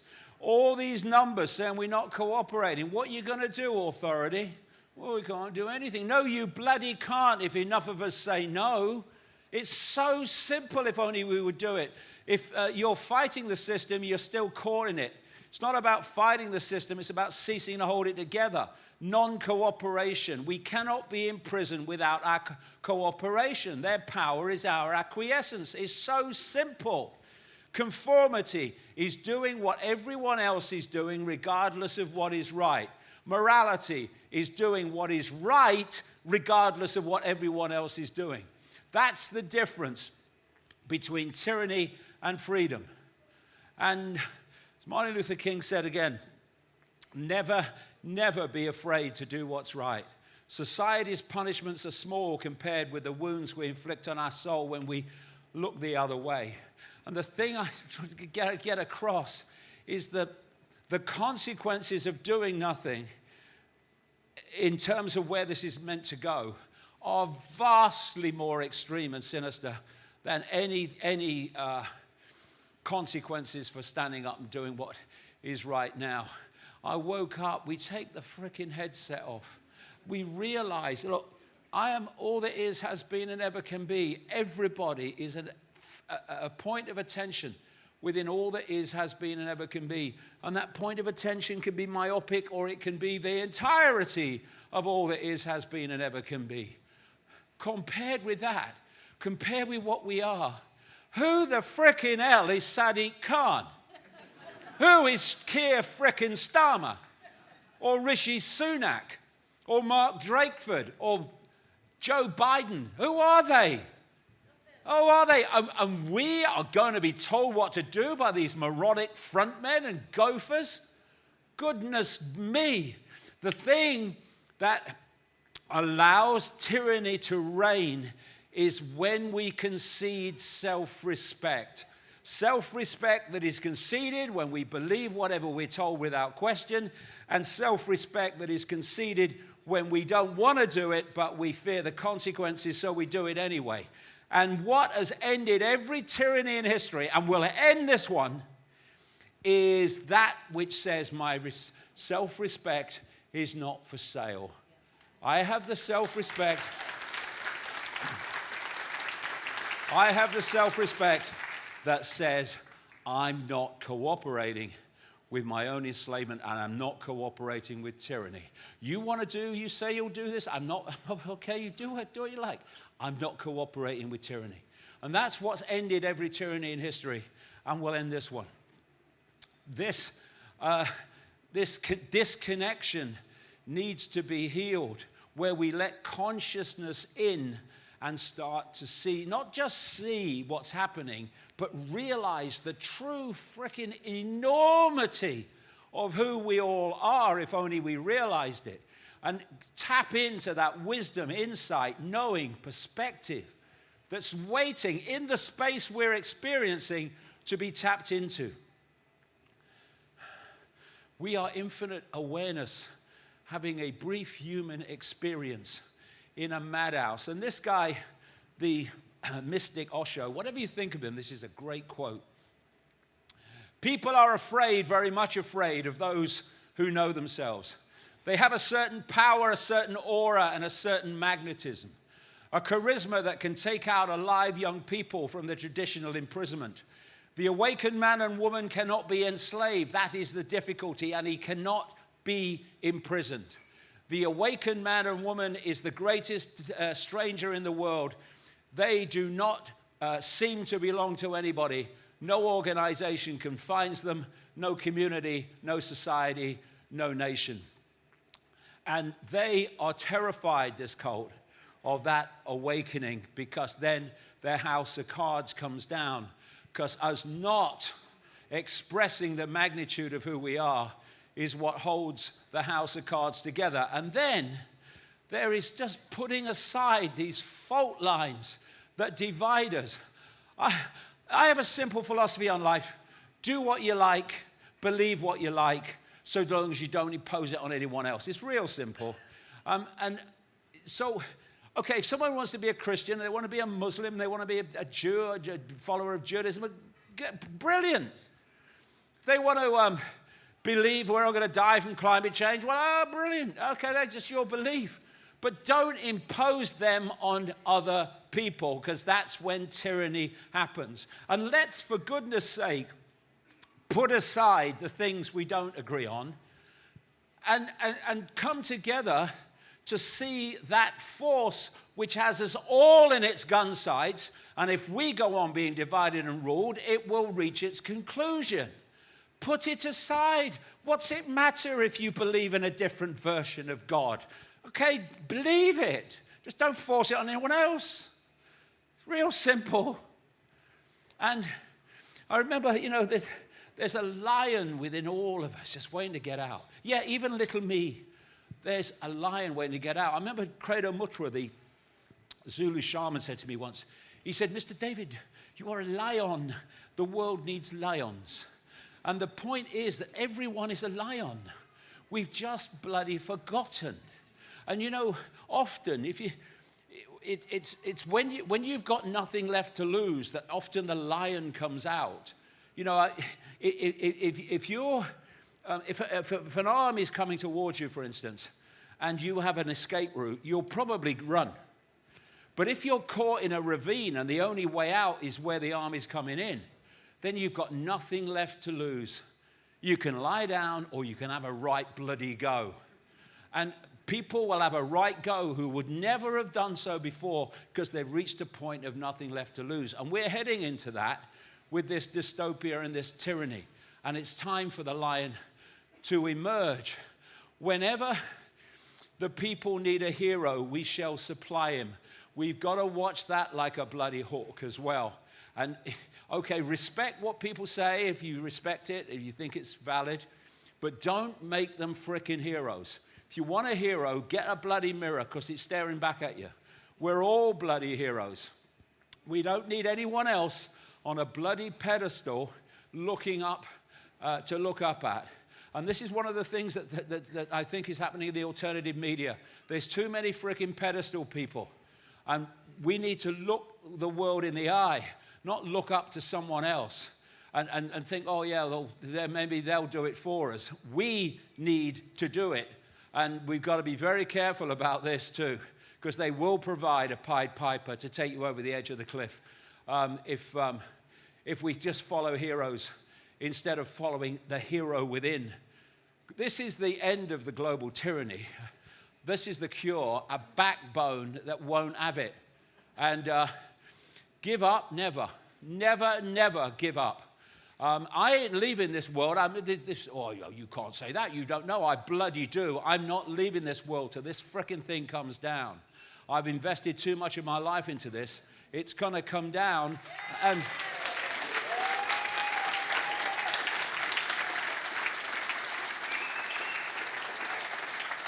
you know, it can take a long, long time, year after year after year after year, before the water held back by a dam starts to crack the dam. But once the cracks appear, the dam can come down pretty damn bloody quick after that. And the cracks are starting to appear in this dystopia by people realizing what's actually happening and where the real power is. Today's mighty oak is just yesterday's nut that held its ground. And we need to hold our ground, because I will not comply. I will not lie down. I will not go quietly. I will not submit. I will not roll over. I will not shut up. And if you tell me to shut up, I'll shout bloody louder. We have got to stop being meek and mild in the face of tyranny and start looking it in the bloody eye and waiting for it to bloody blink. Human race, get off your knees. The lion sleeps no more. The lion can sleep no more if we're going to head this off. It has to awaken. Come on, people, it's time. It's time for the lion to roar!